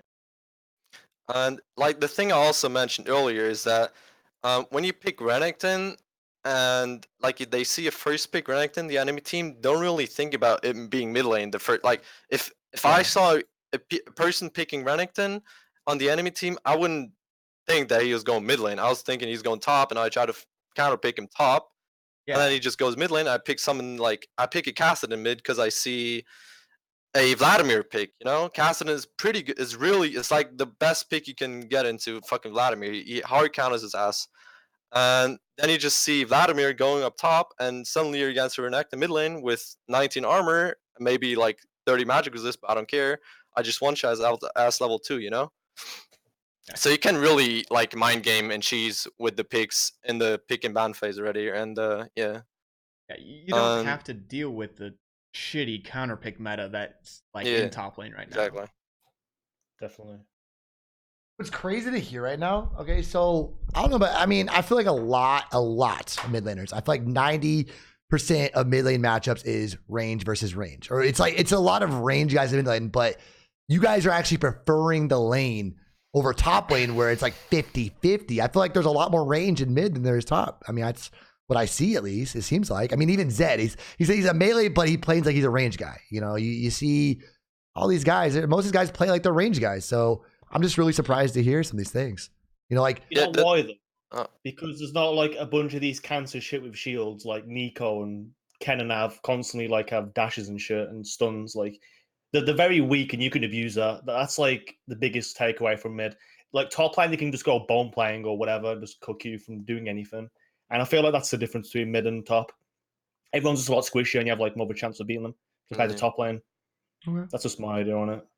And my idea also is that, like, as I mentioned earlier, mid lane players aren't the smartest individuals. Let's just put it like that, because they don't really do it. Like, the lane is pretty short for once, and then they also don't really know how to abuse their range. And also the fact is that, like, most mid lane mages, they don't really have an escape. They're not like a Nico that can just EU and then you're safe, you know. Dude, Renekton top If you're only. playing If against you like a don't Cassidy get or like, Renekton, I don't know, just something with range, dodge. maybe like a Disrespectful Syndra, not I don't know on where it this looks allow. to use his Q already, and then you just walk up for an auto attack and you just flash on their ass and kill them. Like, I don't know, it's you auto attack, flash, auto attack W with 50 Fury, and they're gone. Like, they don't expect you to do that much damage, so they don't put as much respect on your face than a top laner normally would, you know. It's just like about the paying respect and not paying respect, pretty much in mid lane, for me at least. That's like a big thing, to Yeah. where mid laners don't put any respect on you because they don't have any experience with the lane. Yeah, and like one thing you got to keep in mind is that the reason that ranged top laners actually succeed is because they all have some sort of safety in their kit that allows them to exist in this super long lane without just dying to all the hypermobile top laners like Camille or Riven or Renekton. So like Kennen has his lightning rush, he has his E. Nico has a 3-second root and an invisibility. Vayne has her condemn and an invisibility. Like, those are the type of ranged champions going to be playing in the top lane. But with mid lane, the safety that ranged champions are getting in the mid lane comes from it being a short lane, and they can always just fall back to their tower. But when's the last time that Renekton cared about taking one tower shot? Like, you can dive mid laners and just not care that the tower is there. Like, Yeah. so, like, these mid laners have perceived safety because they sit under their tower, and that works for them. But doesn't work in a lot of situations. You just walk up to them and like, I'm under my tower. Even if he does start autoing me, I'm safe. And then you auto W, drop your ignite, you empowered Q, and you dash away, and they're dead. And they're like, what did I do? Like, yeah. So, like, it's where the safety comes from that's more of the issue here. Like, ranged top laners suck. Ranged mid laners don't really suck as much to play into. Yeah, definitely. Yeah, I mean, me with matchups and mid, like I said, I don't really play the role, but I think you guys make some very excellent points that I should definitely consider mid lane. You know what I'm saying? 'Cause you're right. You're so right. Like you said, all these guys are really squishy. They lack armor. They usually don't have. They're usually trying to scale, and so you're like, all right, you're dead. Level 3. Bye. Dia. Get off my map. You know. So that to me sounds pretty badass, and I think a lot of Twitch chat would love to like in YouTube as well. I think they're gonna love to like at least give mid a shot. 'Cause I think, like I said, mid lane's got a 53% win right now because people don't know how to play versus it. They just don't. They don't understand Renekton. Like top laners at least know that, hey, Renekton has this. Renekton can't do this. Okay, we beat Renekton because of this. Whatever, you know. But mid laners just have no idea at all. And I've noticed that too when I do play mid lane. It's just like I said, the whole comfort pick. Do you feel like your style of play, like after laning phase is all said and done, do you feel like your style of plays change, you know, after laning phase is over? Or do you feel like it just kind of, it's the same as top lane? Do you think things just stay the same or no? Not really, because compared to top lane, you'd often like just want to split push and whatever, and maybe group towards objectives. But I feel like mid, you're always kind of looking for skirmishes and stuff, like in the jungle. Of course, you want to farm too. But there's aspect like I feel like you just do way more mid than top normally in comparison. Okay. Yeah. Well, that makes sense. All right. All right. So next I want to go over, guys, is junglers. Okay. So obviously, and just team comps in general that you like. Is it anything change when you're mid lane? Do you think at least the same when you see it at least against you when you're playing top or against you when you're playing mid? Does things change or is it still pretty much the same thing? What do you think, Panther? For mid lane, most of the time I don't actually get any ganks in the mid lane, if we're being honest. Like, if I'm playing mid Renekton, my jungler probably thinks I'm trolling, let's be honest. So they're not going to invest anything into me, so usually it doesn't really matter. Occasionally I'll get a certain player like Odd Orange again, like who just loves me and just camps me every game. I don't know why. I love him, but it's pretty rare for just your random solo queue jungler to actually gank you, in my experience. But as far as stuff that I hate playing against, same as top lane, Hecarim, hate that champion. Rengar becomes an issue in mid lane because he's just gonna hit 6 and he's gonna ult you over and over and over again. And oh my god, it is a pain. He's gonna get his scuttle crabs, he's gonna run through your lane with stupid empowered ability, throw it at you, and then just either I hit you, so I all in you, or I missed, and I'm gonna path to the other scuttle, and then I'm gonna come back and do it again. Like, I hate Rengar when I'm playing mid Renekton. For top lane, I mean, usually Rengar ignores top lanes. That big of a deal. What about you, Ryan? I feel like it's kind of the same in a way, but the raw junglers obviously would favour top lane more than mid. Like, at least for example, she's not really the greatest ganking mid compared to top because how short the waivers or the lane, sorry, mid lane. I don't know though. I'm kind of like Panther too. I never get ganks because as soon as I lock in that Renekton mid, my team is giving up. They think that I'm just trolling straight off the bat because of whatever reason, just tilted players, I guess. But yeah, pretty much it really. It's kind of the same as top in a way for me. That makes sense. What you, Max? Yeah, I feel like the favorable like jungle matchups doesn't really change much in mid lane. It's just more of that you have to be kind of more like careful and aware of where the jungler actually is because it's like compared to top lane, you only have like two like two directions where you could come from, like either from like the river or like the lane, I guess. And like from like a mid lane perspective, you have like it's like basically double the amount. Like you have so many different ways of ganking. Like if you jump over the fucking wraith camp, or if like the raptors or whatever, the chickens, if you jump over that, you have Rek'Sai or like Kindred or anything that has like a leap or jump that can jump over. You have to be careful of that. Or you have like the two river sides, you have the bush, you have like the other like four different like things that go into the I don't like the fucking pass that go in like into the riverside. You have to be aware of those. So yeah, it just becomes like you just have to be more aware of where the jungler actually is. That's basically it. But it doesn't really change much to what I like or what I don't like playing against or what I like playing against. It's basically the same for me. Do you guys feel like junglers can completely take out? Because in top lane, I don't know about you guys. Well, I think we've all had games where there is zero. We can't play League of Legends. Like their jungler sits top so hard that you literally cannot play League of Legends. I think we've all had these games. Everybody has. And it happens probably like once a day where it's like their jungler decides it's an Elise and you just cannot play League. Do you feel like mid's the same way? Do you feel like they can just completely deny you as a mid laner? Or not as much? Like I said, I don't play the role as much as you guys, so you'll know it way more than I do. Any thoughts on that?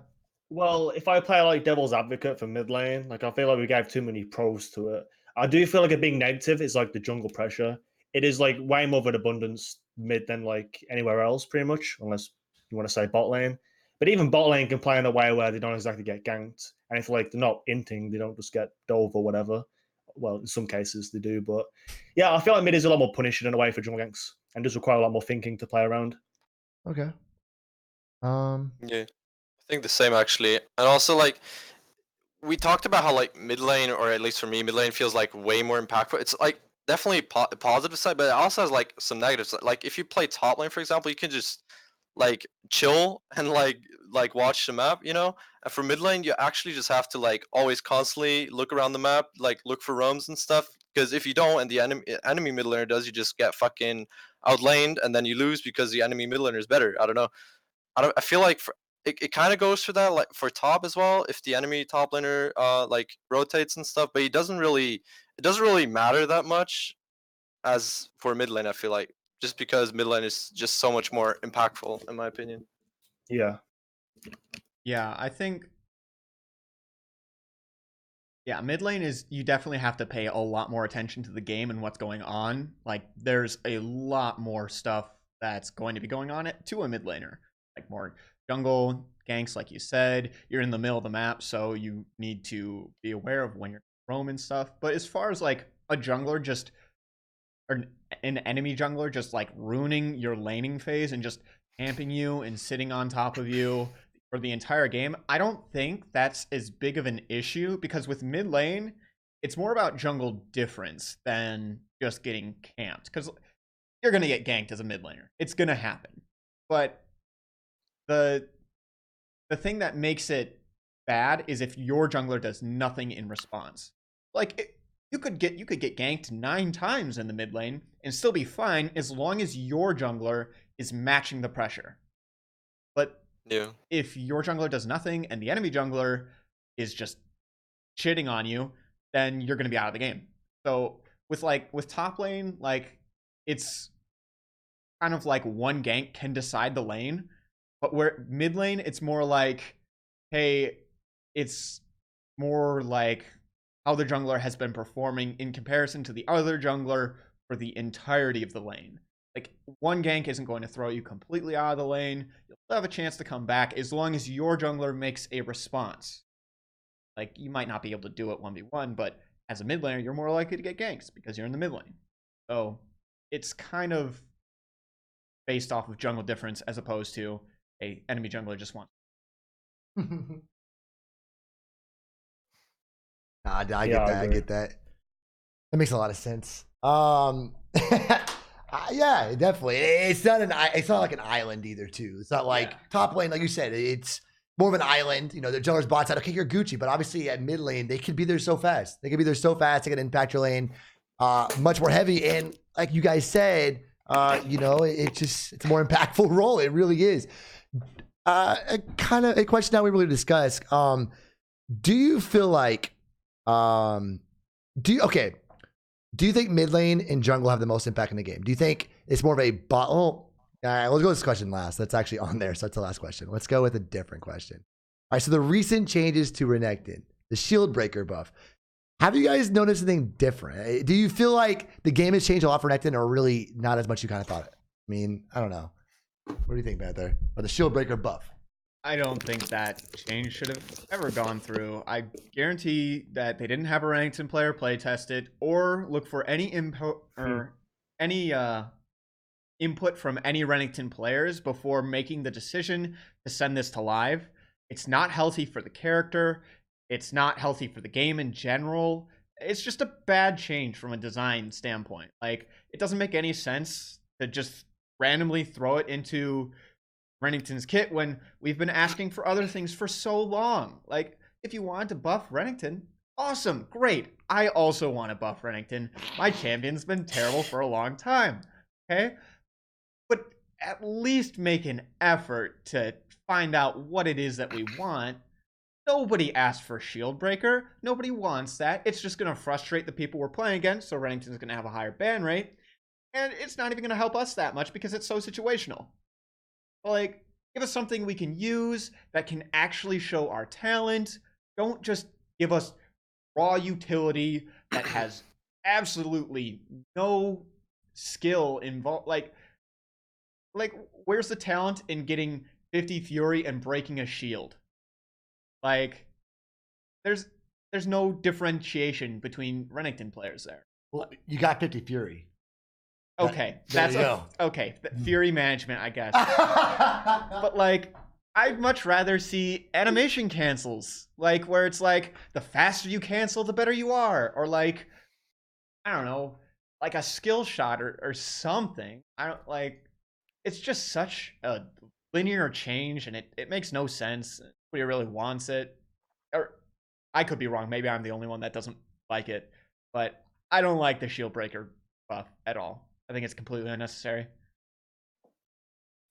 Think, Ryan. Where do I begin with this? Oh, so, no. if anyone knows me, I've been vocal about like me and Panther specifically are like probably the most vocal people about mechanics. Like, we've been talking about this shit since like the first big major fuck up by Riot, which was in like Season 5, when they took away his W cancels for like 2 patches, gave them back to him. But in the process, they fucked his Tiamat cancels. Like back then, you could W Tiamat and break the animation completely. But that hasn't been a thing since back then, because now all that does is it applies a double cast. And let's be real, it's kind of shit in a way compared to what it used to be. But Riot also think that that's how it's always been. And that's like my biggest like hatred about Riot and their like design philosophy. Like they never accept like criticism from the fan base for the most part. They're always greedy with their own ideas. They won't like go to communities. Now, they have recently, so I will give them credit on that. But for the most part, they never just go to communities and like ask, about certain changes that they're proposing, and then they could get feedback from the player base on like what they obviously think about it. But yeah, as for Renekton, we've been on the unlucky side of that. I know Rengar is one of them actually, but for Renekton, for the most part, they just like gave changes randomly without a single like idea. Like, okay, we're going to do some changes on Renekton. If anyone has any feedback, please give us X, Y, Z, and all that. But no, they just give these random changes and they don't do any like. They just leave it as it is. Like, it's so disgusting from a company. Like, it really is. Like, if you guys remember back to 7.10, the patch where they gave Renekton a bunch, like, they just made him branded easy. Like, Oh, do any of you God. guys, Yeah, I do do. you guys think that Renekton was too easy to play? Definitely, yeah. I didn't like that. I think Renekton needs a skill. Like, you give a, let's say, a bronze player Renekton, they're going to show you like why the bronze. And now if you give like as a one trick, now if you give like a challenger Renekton player, Renekton of course, they're going to show you all these animation cancels and show you why they're one of the best Renekton players. So like, yeah, like that patch just made him completely fucked. And then the patch afterwards, they come into our Discord server. Now a lot of people don't know this, but they came into the Renekton MAINS Discord server. They said, how do we fix some of these bugs? We gave them the input, and what did they do? They remove every single cancel in the game and make Renekton unplayable. Brilliant, Riot, brilliant. Thank you very much. Thank you. Riot Games. And you know what it took to get it back? A fucking Reddit post on the League of Legends, the main subreddit. We wouldn't have got it back if it was on our subreddit, but it had to be on there with like 1,000 or so votes. Like, yeah, it's just disgusting though. Like they do these changes and they don't like plan anything at all. Like even back to that, like the guy who did the changes, he did it in 1 day or like an hour, and then said, "Okay, done, shipped," and that was it. Like, how's that acceptable? Thanks, bro. Yeah, like, and then you got recently with the whole R fuck up again. Like they don't make it cancel W, make Renekton super clunky. His win rate drops down. They leave a whole patch to fix it for some reason. Like, what is the deal with that? And luckily, West got me to contact. Was it Riot Maple? I think it was. Yeah, it was. Yeah, I got to express all these changes in the past, but unfortunately, I didn't get all the things back for us. But we did get a lot of things back and like some new cancels, which it's okay. But I want like a company to have like more transparency with the communities instead of like doing changes and like just fucking up the game. But yeah, that's all there really is. That's on my mind at the moment. Just that. Yeah, sorry guys for taking over. You're good, man. Oh, it's all good. I like this, bro. All right. I was listening. Fucking amp me up, bro. Let's I liked it fucking too, go. yeah. All right, Max. What are your thoughts on the whole shield breaker buff mechanic? I feel like for like I don't know if it's for all like more champions, but for Renekton at least, I feel like they put buffs or like changes to Renekton where he was in a perfectly fine spot already, where you just don't really see the sense of them changing him at all when the player base is like high enough. Like Renekton, like even before the buffs, Renekton had a pretty like a 10% play rate, I think, for top lane, like a decent win rate, like not a high win rate, not a giga low win rate, like a perfectly balanced win rate, I feel like. And they also mentioned how they balanced the game around Renekton. It just goes to show like that Renekton is actually like one of the more like the most balanced champions there is in the game, where you can express your skill by just showing off your cancels and like fury management and stuff. Like there's a lot of in-depth to Renekton that like most people probably don't even know about, and they just think of Renekton as like the brain dead champion that just one shits you at level 6 and 2v1's a top lane, but they don't really think about what's going into that play. So yeah, like I feel like they just go with the wrong like. And even if they change something, it's fine if they change something. I'm not saying they shouldn't change something. It's fine if they do. But like I feel like they just changed the wrong things. Like we didn't need a buff on the W. W was already one of the No. spells that you use the most. Like you have the 50 Fury W or the 50 Fury Q. You use only almost always only use these two. You don't really use the 50 Fury E in most cases. At least maybe if there's like a Rammus with like 600 armor or like a Malphite, you know, that you want to shred the armor for. But I feel like for your suggestion, I mean, it would have been probably better if they just did some changes to the E instead of the W, like to make it like the E more versatile and just more usable in some scenarios. So you're not always like reliant on your W or your Q. So Renekton's kit just gets more like like versatile. I mean, I don't know, just becomes more interesting and something new instead of like this dumb shield breaker thing that no one really wanted and the community is just raging about because they think it's like so OP and just makes Renekton one of the best top laners at the moment. I mean, he has a pretty high pick rate right now, right? Like he's the most or the second most picked top laner right now, and it shows in the ban rate too. Like he's one of the most banned top laners right now, just because people think that the shield breaker mechanic is utterly broken, and yeah, I don't know. It really sucks for us Renekton mains. Can I opt on the topic again? I literally just forgot about Shieldbreaker buff. Dude, yeah, go. Dude, yeah, Alright, you then. go. I'm enjoying this. Max kind of took a lot of my ideas I had. Like I even made a Reddit post about it, and I pretty much pointed out all those things. Like I feel like if Riot want to work a specific mechanic, it should be on his V. Because when are you really going using Powered E? There's not a lot of cases unless you're not going Cleaver. But then you might go Last Whisper and negate that, use of Powered E. But yeah, like it just doesn't occur to me, like, why would they do such a thing? Now, it's not branded broken as I thought it would be. I mean, it is in a way, but it's very situational. You're not going to see it in most games. Like the games I've played since I've came back to League, like so far, I've probably used it once in like 10 games. Same. Yeah. Once.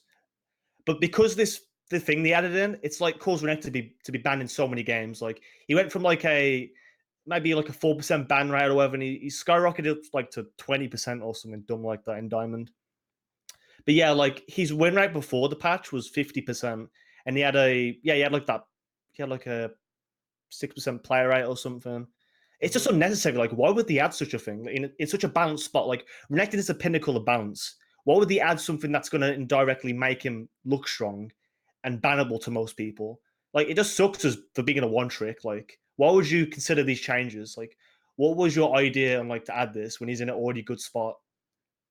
But yeah, that's all I have on the topic. No, exactly what you just said. And Max went over how before Ren's pick rate was like, it was 7 or 8. It was pretty decent with a really decent 49% win rate is fucking amazing. I think 49% win rate, that 8-9% pick rate is amazing. And the ban rate was it was like 3 or 4%. I'm like, you know what? I love this. Now I'm looking at the stats now, and I'll show it to Twitch right now and YouTube or whoever will watch this. 49% win rate, still fine, but these other numbers are where it's like, this is too fucking much. An 11.5% pick rate, a 24.8% ban rate. Dude, that is every 4 games he's banned? Bro, and the reason why is because this buff comes out of nowhere, which obviously was not really needed. It was not needed at all. There's no reason. And some of these guys are banning Renektons because, Renekton's a strong champ. It's not even because they think it's needed. They're just banning it because. And so now the matchups that really weren't that hard are now instant banned. Like Renekton's just banned. Like Riven players are all going to ban Renekton. I think Panther's excited about that for some reason. And then you've got Camille players are going to ban Renekton. All these champs with shields are going to ban Renekton. And now the hard matchups are like, oh, fuck that. I'll just keep whooping his ass. Like Kled and Jax. They don't care. Jace, Nico. They don't really give a crap. They're like, okay, sweet. Now the only matchups we're going to play into are these hard matchups. And it's like, well, fuck. Like, I can't give Renekton no more. This sucks ass. Like, I mean, I don't know. It's just, it's really frustrating to me. It's really frustrating. Renekton top only. The one thing that would have made the most Renekton, just dodge. The one thing that would have made the most sense to me, to this entire thing, would be to put it on the E. Just take out an armor shred and give us that shield break mechanic. And there you go. That would be Riot's way of trying to implement it. No reason to put it on our W solely for whatever fucking reason. But obviously, Riot's trying to make some changes. Obviously, that that entire patch. They added Shield Breaker onto Renekton and Blitz. They gave Kled another champion, Grievous Wounds, Kaz into more stronger Grievous Wounds. And that's what it is now. So a lot of these champions got all these different kind of passives. And I don't know if they're trying to make it to where, like, oh, if they have a shield team, okay, pick Renekton. Oh, they have this kind of team. Oh, they have a lot of healing. Okay, go Kled because Grievous Wounds. Are they trying to go more the, TFT route? Like, because TFT, you build a comp for this, and now this game, you have this kind of comp. Okay, let's build these characters because of whatever. Are they trying to hurt one tricks? Like, is that the route they're trying to go right now where everybody has a mechanic that beats this comp? Like, is that what they're trying to do? Because I don't know. I feel like it's going to be like a beta test to future things, the season 10. And that's what I'm worried about. Mostly, I guess. You know your point on E. Like I considered that the same too. Like, why not put the shield shred on his E? Yep. But here's the thing though, because add it on his E, it makes it super hard to like hit, and I think it does ruin Renekton's like kind of comboing with that. In team fights, it's like really awkward to land the empowered E, and you'd rather use W most times. So I don't think it's a good design putting on that. But what they could do is maybe they could have it as like you empowered E, then your next auto attack and break a shield. Maybe like that. Maybe to avoid that problem. But yeah, I think overall though, I think shield breaking is a bit of a toxic mechanic, if you ask me. I don't like it personally. Yeah, I agree. I feel like they should put it on an item instead and not a character, because people they have a hard shield team. Okay, let's say I'm an OTP Kled player and they are fucking all shield champions. I'm like, fuck, I want to break this. Okay, let's buy shield breaker item number 1 or whatever the fuck it's called. And then what about Armwrecker? Armor Wrecker. Imagine that. Imagine they make the active disable shields for like a certain amount of there you go. Seconds. Like I think that right there is good. Like any shield items or spells they're disabled for like a certain amount of seconds. Exactly. I don't think Armwrecker. You gotta talk louder. Be quiet. I don't think it would be good on like... Armwrecker personally. What I think they should do is make a third Last Whisper item. You've got your anti-healing, you've got your raw damage amp, and then just make a shield breaker one. That way you can't build both executioners and shield break. So like champions like Sona can still exist. And it's an itemization choice for carry champions that you can opt into in any game. And just have it be like executioners where you can just build a 900 gold component and then sell it later. I'm really getting you to the numbers, bro. I'm really getting you to that. I'm sorry. I gave a. But I like the idea actually. Okay. No, but you're right. You're 100% right. I like it, but I think it's just kind of too like over. It can be overpowered easy in a way that you can negate any like shield in the game just by going. But you don't it could be also like a percentage shield amount. It doesn't really have to be like the whole shield. It could be like a 60% shield cut or something so it's like more balanced. I don't know. Like for the it doesn't, like for example, like the healing reduction is like 100%. It's like 40. They could do the same thing for the shield reduction. Yep. So it's like more balanced. Yeah, I don't know. Like it's still a bit like you've only cut in a certain amount. I don't know. It's still strong, but why like just cut a little bit of the shield and not like all of it still? But yeah, I don't like shield breaking mechanics. Sorry.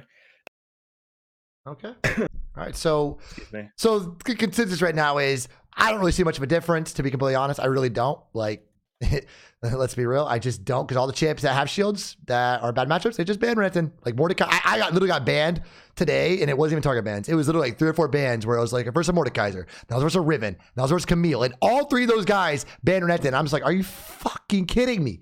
But I know why. I don't blame them, and that's the shitty part about us OTPs, So that sucks to me.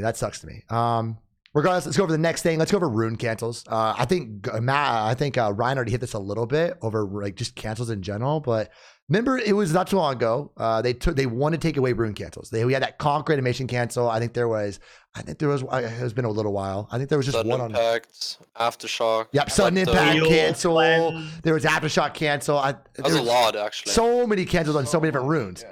And then Riot said, this is not okay. We're going to change this. And they obviously changed it and then fucked our champion up and then made him, they kind of like fixed some of the pieces a little bit, after me and Ryan talked to the Rioter. But, what are you guys' thoughts on the rune cancels in general? And do you think they should have been taken out of the game? Did you like that mechanic of the idea of, if I do this rune, I have this mechanic now? Cool. Did y'all like that? Did y'all not like that? What's y'all's thoughts? Okay, so My pet peeve with this is rune cancels existed in the game before the new rune rework. You didn't need an impact, you didn't need Conqueror. Yeah, they were either you had to do it properly within like 3 frames, but you could do it. And they completely took it out because they messed up and made these cancels easier to do with runes, and then they made them even easier to do when they reworked Conqueror. So Riot made a mistake, and we got punished for it because Riot messed up their coding. That's what pissed me off. This is not something that they had any intention of removing until they messed up the code and made it too easy and made it so that players that didn't have thousands upon thousands upon thousands of hours on Renekton could just instantly do. Like we got punished for Riot's mistake. That's bullshit. Like, and there was all this propaganda on Twitter and Reddit about how this was a bug that was introduced into the game because of Conqueror. No, and none of these people, none of the people following like the League of Legends subreddit or Twitter are going to take the time to educate themselves on these cancels and how long they've been in the game. They don't care. They're just going to join the pitch. They're going to take up their pitchforks. They're going to be like, this isn't fair. And then Riot's going to fit because they have to make a response because they messed up. That's what pisses me off about it.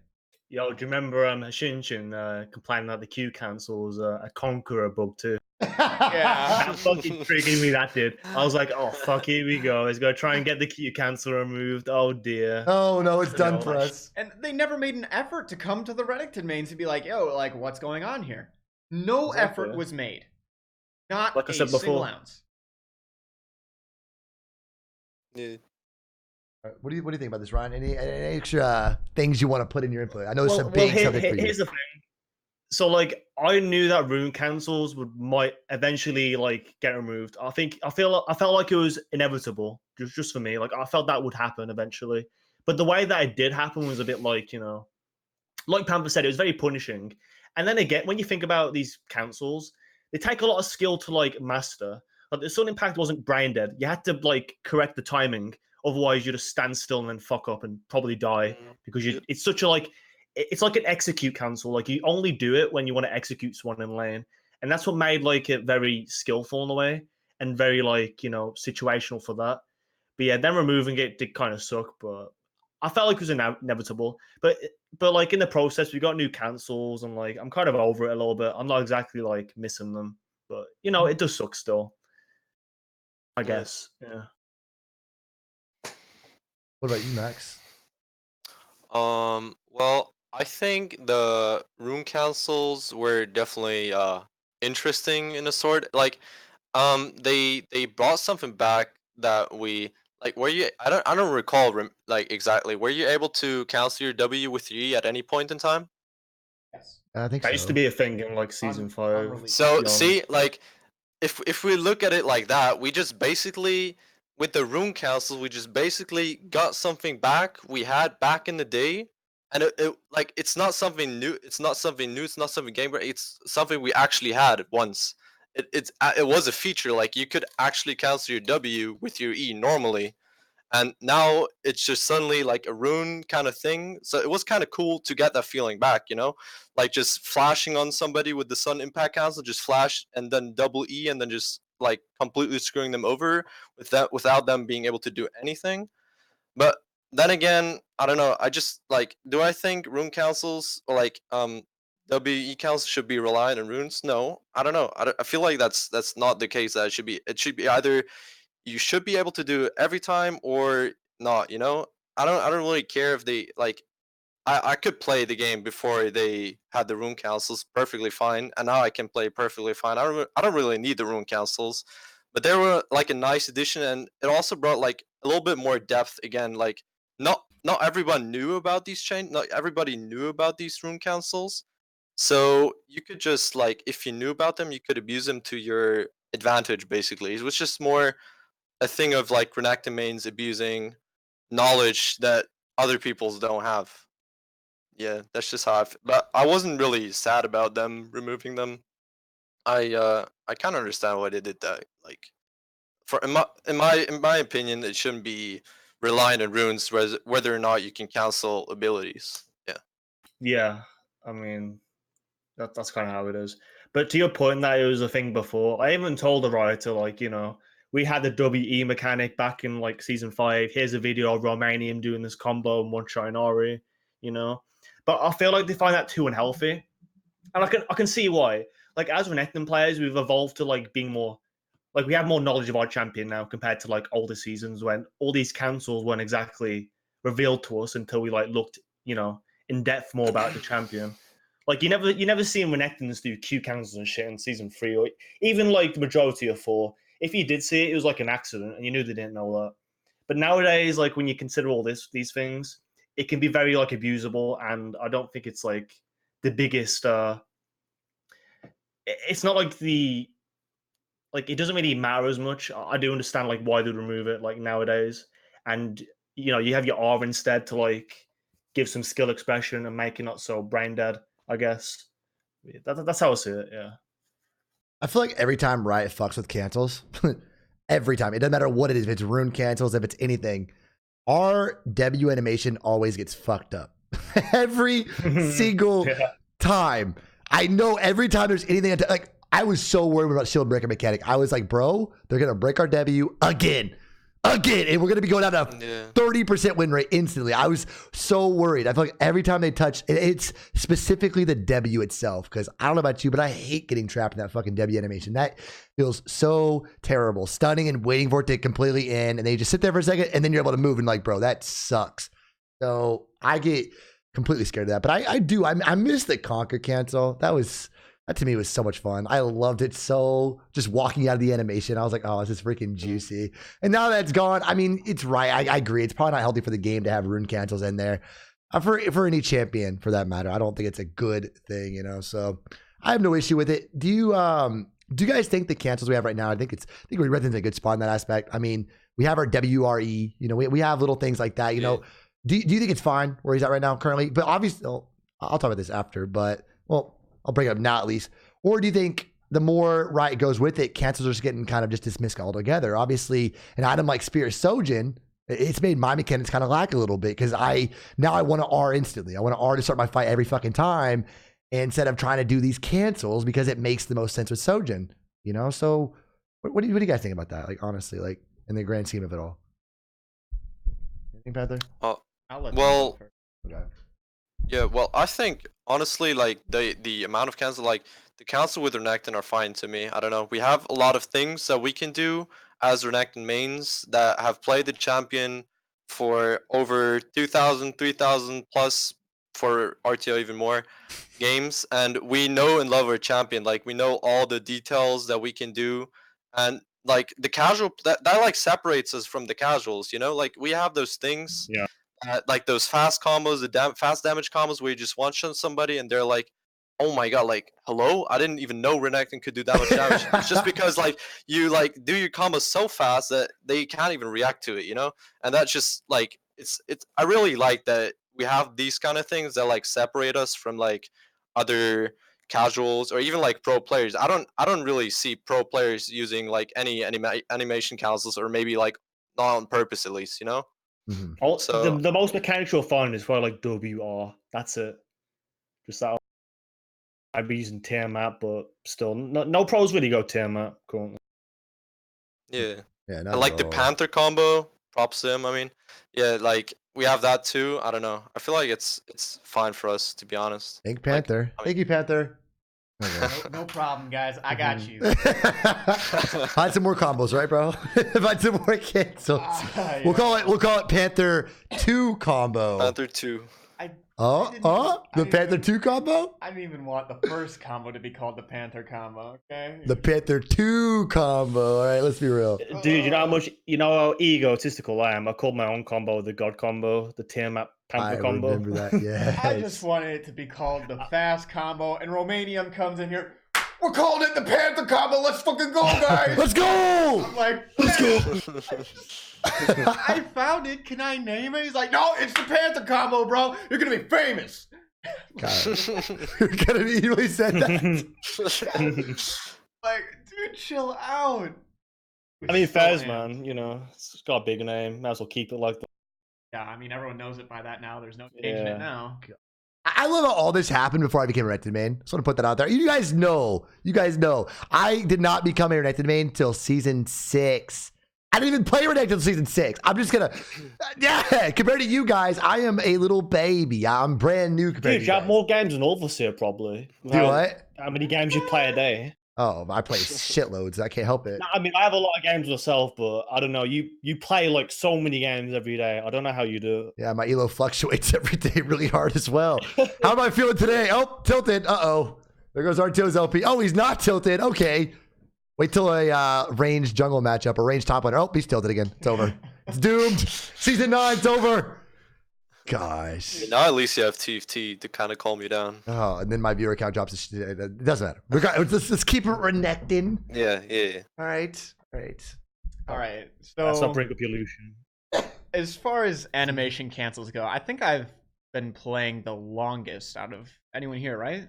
I've been playing since season 3. Right, so that's long. I've been playing since like mid-season, but yeah, it doesn't matter. Oh, were you playing Trollnekton? I didn't know. Yeah, I was playing since like end season 2, but I didn't really play that much Renekton. I just played him like casually. Yeah, I picked him up in season 3, and back in season 3, we didn't have everything down. Like, we didn't know all the animation cancels. Like, Panther combo was not discovered. Like, you could do it. Nobody knew why it was happening. Nobody like took the time to go into custom games because we didn't have practice tool. We had to go into a custom game. We had to get our levels. We had to get 40% CDR. We had to and just do combos for like hours on end if you wanted to figure out why this combo was happening and why these cancels were happening. So like I've been practicing I've been practicing Renekton since season 3, and this was when all of the cancels were in the game. Like he's had cancels periodically removed. He's had bugs come up where certain cancels are impossible. For example, W bug, the original W bug popped up in season 4. I don't know why it popped up, but it wasn't like that on release. Like you. Oh yeah, that book. I remember that. Yeah, if you would EQ W, your W would go on cooldown and it wouldn't stun anything. So like certain bugs got in the way of certain animation cancels, and like, so you had to make a decision on what was going to be the most efficient animation to do and why. But then they slowly have started removing the animation cancels. First, it's Tiamat, cancel on W. It's not true cancel anymore. It's just a double cast. And it's WR is changed to a double cast. Be able to WRE and it would break you free instantly. You used to be able to W Tiamat E and break you free instantly. It was a true animation cancel, not a double cast. They removed draw combo too, didn't they? Yeah. 7.10. Yeah. And like, so they've just slowly started removing more and more of these cancels that I've dumped I've dumped more than 10,000 hours into this game. And like, I've even dumped tens of thousands of hours into Renekton. Just practicing cancels. And so seeing all of these mechanics that I've perfected over time slowly get removed over and over and over again feels like shit. I'm not playing the same character that I was playing 4 years. Completely different character.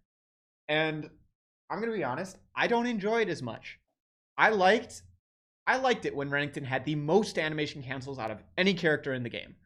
That was why I picked up Renekton. He was the hardest top laner in the game. He was harder than Ribbon.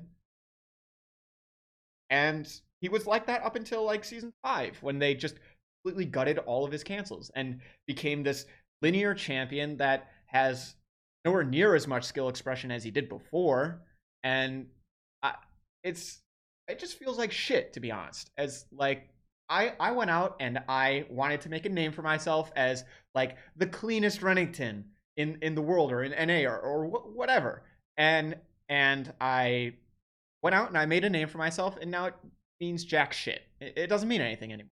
because cancels just aren't there anymore. So it just feels terrible to have something that only really affects the highest level of play be removed for no reason. Like, they didn't ever give a reasoning. In fact, they didn't even put it in the patch notes. Yeah. All of this is undocumented. And there's nothing we can do video on about that it. in the past. Yeah. There's nothing we can do. Like, we're not going to get the cancels back. Riot's not going to give them back to us.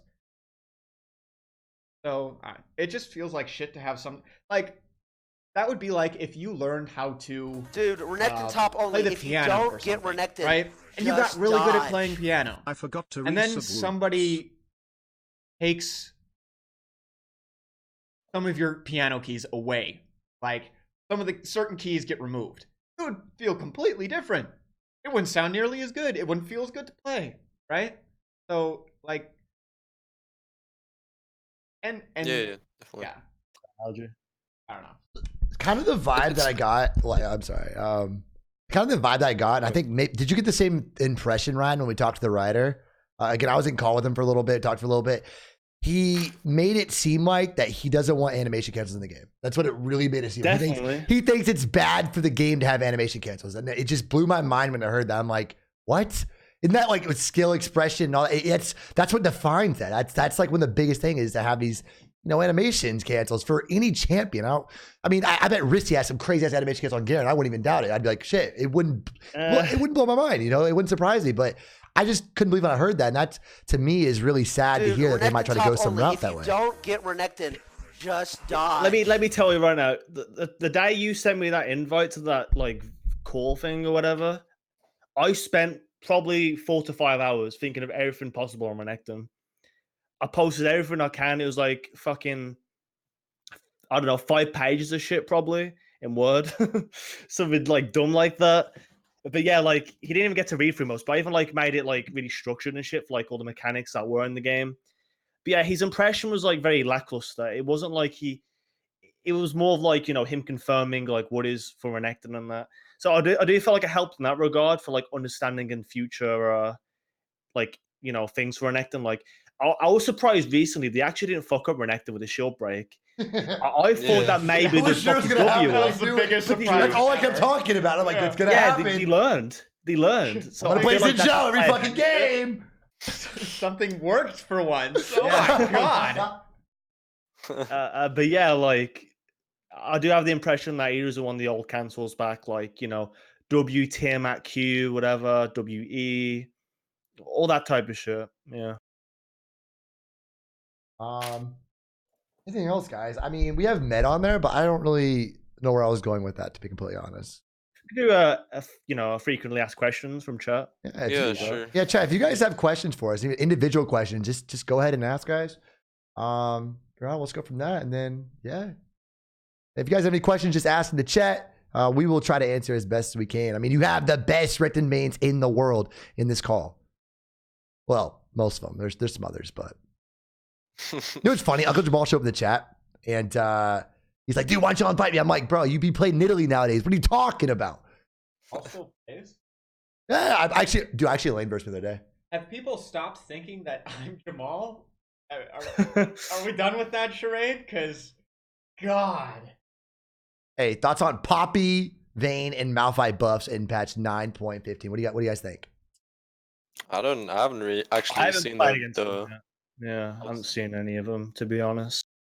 oh Yeah, I don't think it will. Malphite I played against, he doesn't really seem that different, really. Poppy, like, I haven't really seen it all, honestly.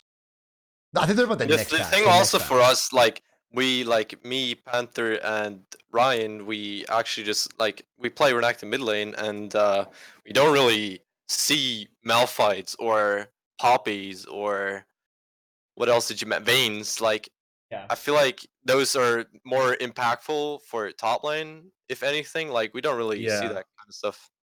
So maybe RTO. All right, Twitch something chat. to say, I don't care. They're easy. Well, I mean, they're not easy, but they're not that hard. Poppy's annoying for team fights. That's in laning phase, whatever. It's not the worst thing in the world. Not anymore, especially with the shield break mechanic. And I think they're buffing his movement speed like 5. Oh my god, dude. Fuck me, bro. Faster movement speed on his debut. And then Malphite, who cares? It's Malphite, bro. Like, that's garbage. I Easy think mess up. one annoying thing for Poppy, the Poppy buff though, is the grounding for her W. Actually, like in theory, it sounds kind of disgusting because Oh, yeah. normally you would be able to like, even if you would like stand next to her, and even if she cancel your first E, you could safely just use your second E because you hit the first E onto her because you were standing like right next to her and just E out. But like with the new ground thingy, she counts your first E and then you can't even second E out of it because you're grounded for like the time being. It sounds kind of disgusting. I don't know. No. But Otherwise, helmet. maybe in game it's different, but in theory it sounds kind of bad. Gonna slam you into a wall, and then she's gonna ult Yeah. you. You're just not gonna be able to move forever. It's So gonna be skillful exactly. though. Damn. You guys are right. You guys are obviously right. Like, those are really bad things, but that's the only counterplay she really has. We have the sustain factor. We have the shield break mechanic for her passive, so now it's like we out-trade her there. It's just giving some kind of counterplay for the Renekton matchup. And then, really, I think it's those, like, the grounding, all that is more an issue for, like, team fighting. Like, I feel like if I don't have Flash versus a Poppy, there's no fucking... I can't just dash to a Poppy. He's going to W my ass. I'm fucked. So, I cannot team fight unless I have Flash versus Poppy. Like, that's just... I mean, that's how I feel. If I was playing mid 80 carry, it doesn't matter. I still feel like if I'm playing Renekton and there's a Poppy, if team fighting, there's an issue in the fact that that W is going to just completely wreck me in a situation like that. So that's me. Malphite, though, that doesn't change anything for me. I feel like the matchup has always been pretty easy for the most part. I don't really...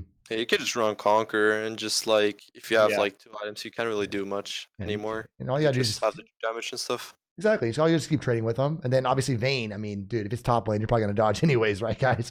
Like, let's be real. And then obviously AD carry, I think she's kind of lacking. So that's not really a question for really us too much, I guess. If all four of you got in a fist fight, who would win?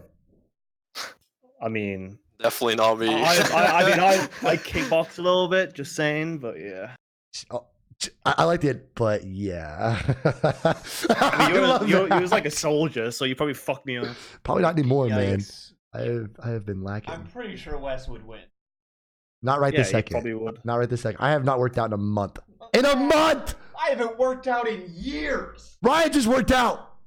He just worked out. Not even like 3 hours of his podcast. How about a Renekton 1v1? I mean, Max doesn't count because Ooh. I already beat him. I already lost. Well, Yeah, whatever, dude. Yeah, show up to next fucking tourney, bro. Show Dude, up. I'm hosting the tourney. Of smack course I'm your gonna ass. show up.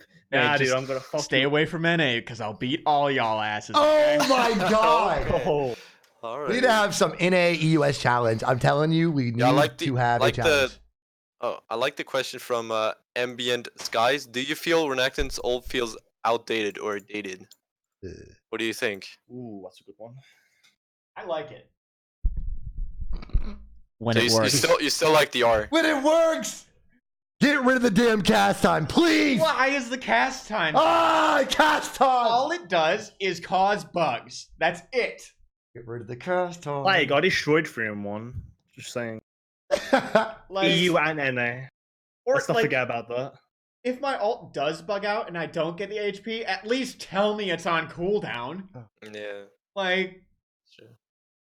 God. That Yeah, will that's piss me fucking off. AIDS. Holy But shit. I feel like the one change they did to the R where they added the Fury. I don't know when they did that, like 2 seasons ago maybe, when they added the 20 Fury to the R on the cast time. I feel like that was actually a pretty good change for once. Oh yeah. I feel like that added like a lot more like outplay potential, whereas like you wouldn't have that earlier. So you could just have like 30 Fury and then or you suddenly have 50 and then just outplay them with the Fury management you had. I don't know. I feel like that was a pretty good change. It was, yeah, no, I mean, that change was good because it allowed you to start fights from 80 Fury. Or Yeah. 70, actually. But, like, you didn't have to be at 100 Fury to instantly drop 2 empowered abilities. Or 90 Fury for the change. So, yeah, I think it was a good change. Like, if you're just going to be ulting right away, probably doesn't really do anything for you because you don't just cast ult without canceling it with something. Usually. Ojin, I don't need to. Yeah. Yo, Sojin abuser. I have an opinion about Renekton ult. Now, a lot of people say it's like really bad compared to like Nasus and shit, But I think people don't see that like it's really good in the respect that higher level Renekton players can easily abuse it with like the 20 Fury, the animation canceling, the health benefit, like all these things. I think like make it pretty, decent compared to like Nass Assault, who's still as a champion is limited compared to like Renekton. Like I don't get a lot of these posts saying why not just buff, Renekton R and shit, give him all this and that. I think it's fine personally. I feel like if you're a better player, you can like use it to its fullest with your kit and just dominate with it. I feel like Nasus is kind of a bad example too because he's kind of shit really early in mid game because you always do more than him for the most part. I think like right now, Renekton's ult is more situational. Not going to use it in every fight. You're not going to lead off with your ult. It's not like other empowered ults like Nasus or Riven or Jax where it's just I'm gonna press R to get stats. Like actually with how it is right now, you actually use it for a reason. And when you use it in your combo will affect what abilities powered. And like so I like it how it is. Do I think it's good in terms of an ultimate compared to other champions? No, it's not. But put into the rest of his kit, operating with that, it's okay. It's fine. Yeah, I think it's. I don't have an issue with it. I just wish it worked 100% of the time. Yeah, that too. That's all we want. True. It's just the cast time wasn't there. That's the one thing that really bothers me is the cast time. I feel like they took that, like they got rid of the cast time. Obviously, the Renekton wouldn't go up a lot. I think it actually kind of would go up a little bit. That shit's the most fucking cancer thing on the planet. Where people are always like, "Hey, Joe, let's click R, bro. Let's click R." I'm like, no shit. I know that. I'm trying to click R. But, it just has that delayed reaction. So, but I guess that's part of the game. So I can't get too mad at that. But obviously, I love the 20 rage aspect. And it does show little mechanics to a Fury management. You're at 30. A guy's going, oh, his red bar's not up. And we're like, but it is. You click R and there it is, So I do like that a lot, actually. I like that a lot. All right, out of the four of us, who is the best without Renekton? Could I just wait without Renekton? Oh, okay, never mind. Ooh, yeah, without Well, Renekton. it's definitely not RTO. Yeah, I'm gonna sit out of this one. I'll take the fourth place with pride, boys. I'll be Pretty third sure place. it's I think. Trollnekton, hands down. I think, yeah. If it were 3 years ago, it would be me. Because I wasn't even playing Renekton when I was climbing to top 10. Yeah, But you played a lot of shit. You did. yeah, I was playing. Pretty I was abusing Aurelion and Jax because Riot just refused to nerf them for like 9 months straight. And I was like, you know what? Fine, I'll just play them. But Yo, I have a question about you, Fiora. How come you kept playing with like a 7% win rate? Like in one season. Did you say 7% win rate? Are you joking? You had I'll admit season? you had a rough season, but you came back to challenges, so fair. Okay, at the start of season 7, 7%. I'm sorry. I achieved a 7% win rate in solo queue. Holy to be fuck. fair, I had been traveling for the 2 months prior, so I hadn't played the game in about 4 months, and I immediately jumped onto my highest MMR account, which had top 10 MMR from the previous season. That was a mistake. And so I was playing against players like Rez, who's a Kennen one trick, and like top 20 on the server. And I was playing Fiora into it, and I was like, this is terrible. He's beating my ass over and over again. So once I started playing against like actual platinum players, then my win rate went immediately back to like 60 or 70%. But like for the longest time, I was platinum 2 with a 7% win rate, and everyone was making fun of me. And I was like, all right, like just take this into consideration, please. There it is. There it is. 7% win rate. Oh my platinum god! Holy fuck. 7% win rate. What did This is a 14? feels bad. I'm sorry. I don't want to be Dude's looking like a Turkish transfer. God damn. God damn. I got flamed so much. Everyone was like, purchased account, blah, blah, blah, blah. It's like, motherfucker, the only reason I'm playing in your MMR is because I lost these games, okay? I get these D3 players that are all flamed. Why is a Platinum 2 player with a 7% win rate in my game? Like, shut up. There has to be a transfer. Yeah. It's gotta be those land guys. God. I've had one of them people on my team, and I'm pretty sure Max has too. Bro, I had, that's this another Turkish player on question. promos. Dude, So bad. okay, what Like, is y'all yeah, thought? Oh, I'm sorry. Hold on. What do y'all? I'm just saying, I had a Turkish transfer on my team. He was like 1 and like 14 or something, like dropping from Challenger into my game. And yeah, let's just say that we didn't win the game. Dude, That's all there is to say about that. fuck transfers. Like, seriously, if you transfer to the server, your MMR should reset all the fucking way. I don't care what server. I don't give a fuck. Reset. Yeah. You should not be in my games, Should LAN transfer, players. You shouldn't be in my games. That is the most frustrating thing when a master or grandmaster challenger LAN player transfers over and they keep that challenger, master, grandmaster, MAR. Bro, the server is completely different. It's not the same. Those players are far worse. Just like Turkish server for you guys or EU Northeast, or you guys have so many servers over there. I think even Russian server probably. Like, Yeah. you guys have way more servers than we do. But dude, my God, LAN is the most cancer shit when they're playing on a server. They are going to lose LAN and they're going to lose hard. And there's some fucking build that's like, are you joking? How did you get to even masters and LAN server with that build and shit? It just, nothing makes sense. I mean, can't people say the same about you though with fucking Aftershock, whatever you're doing recently? Listen, right. You want to talk about it, Wes? it's not that bad, okay? Not that. Maybe I'm losing my brain with all this LP I've lost lately, but it's not bad. Hey, yeah, it's bro. Maybe I for thought it was Diamond a 1 pro- player is not the worst thing in the world, okay? Yeah, all right. I think I remember you coming downstairs and just yelling, "Well, I demoted to D2." Okay, I have other accounts, all right? Guys, Just saying. you guys at home attacking me. I feel attacked.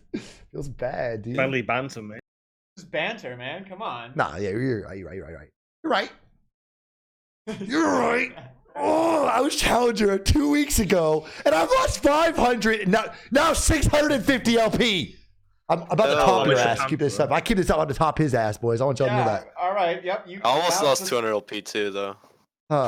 So, Well, hey, it happens. it is what it is, man. You gain some, you lose some. Yeah, I lose. I've been losing a lot more than I've been winning. I'll tell you. Hey, you'll get back up there. Don't worry about it. Hey, just take Oh, my we could. approach. Just decay from like 400 LP, and then your gains will be so absurd that like even if you maintain 30% win rate, you're just gonna climb. Like, oh my god, I decayed 400 LP in Diamond 1, and then when I started playing again, I was getting plus 25, -5. Yeah. Riot, you gotta do something about this. Like, that's not okay. I think I know what I got to do. I just got to become a mid lane main because that's what you guys are all doing, and that's what Yes. everybody's Oh, doing nowadays. yeah. It's like a new phase. It's every It's day is a join new us, phase. Gosh, every freaking day, dude. It's like, hey, let's do Renekton mid, guys. That's gonna be a lot of fun. You know what? I'm gonna start. I'll be an 80 carry at the main from now on. Yep, RTO, the 80 carry at the main. That's what I might do because screw it, man. You think 80 carries on a lane versus Renekton? Hell no. I'm gonna do that shit. That's me. I don't know, dude. Your Kate's a bit No, suspect. Renekton 80 carry, No, bro. I know, but Renekton in that role, while you play Kate the way you do, Listen, buddy, if he gets banned, I'll pick up Kate too. That's Renekton in the bot lane as well. All right. nah, Yeah, support's stud. where it's at, bro. It doesn't Support matter. is It the doesn't shit. matter. Hell yeah, support Renekton is on the Caitlin's best. cupcakes. All right, I'm done. I give up. I give up. Gosh. Put Shieldbreaker on Kate W. Dude, grasp on Kate is where it's at, buddy. All right. All right. In a vitality. Is there anything else you guys want to bring up before we, start the outros and all that? Not on my mind. No. Not really. If there's not any other question right now. Anything else bad there? Oh, Okay, I know it's starting to get late for you guys. It's already, I know it's probably like Yeah. 1 or 2 in the morning for you guys. I know you are It's exhausted. almost 3. Yeah. Yeah, exactly. So, 20 to 2 here. yeah, guys, I think that's all we're gonna do. I know you guys want to know where to find these guys out. These are all great Renekton players. You guys ever heard of them? Like, they're fantastic players. They've been around longer than I have. Okay, so these guys are definitely what you want to mess with, dude. Especially in solo queue. First things first, Panther. Hey, tell your little, tell them where they can find you. if you want to know where I'm streaming, then it's going to be twitch.tv/Panther2. If you want my YouTube, it's Game Leap LOL Challenger Guides. That's where I'm posting most of my content right now. It's just daily YouTube videos. That's me. Ryan, where can they find you at?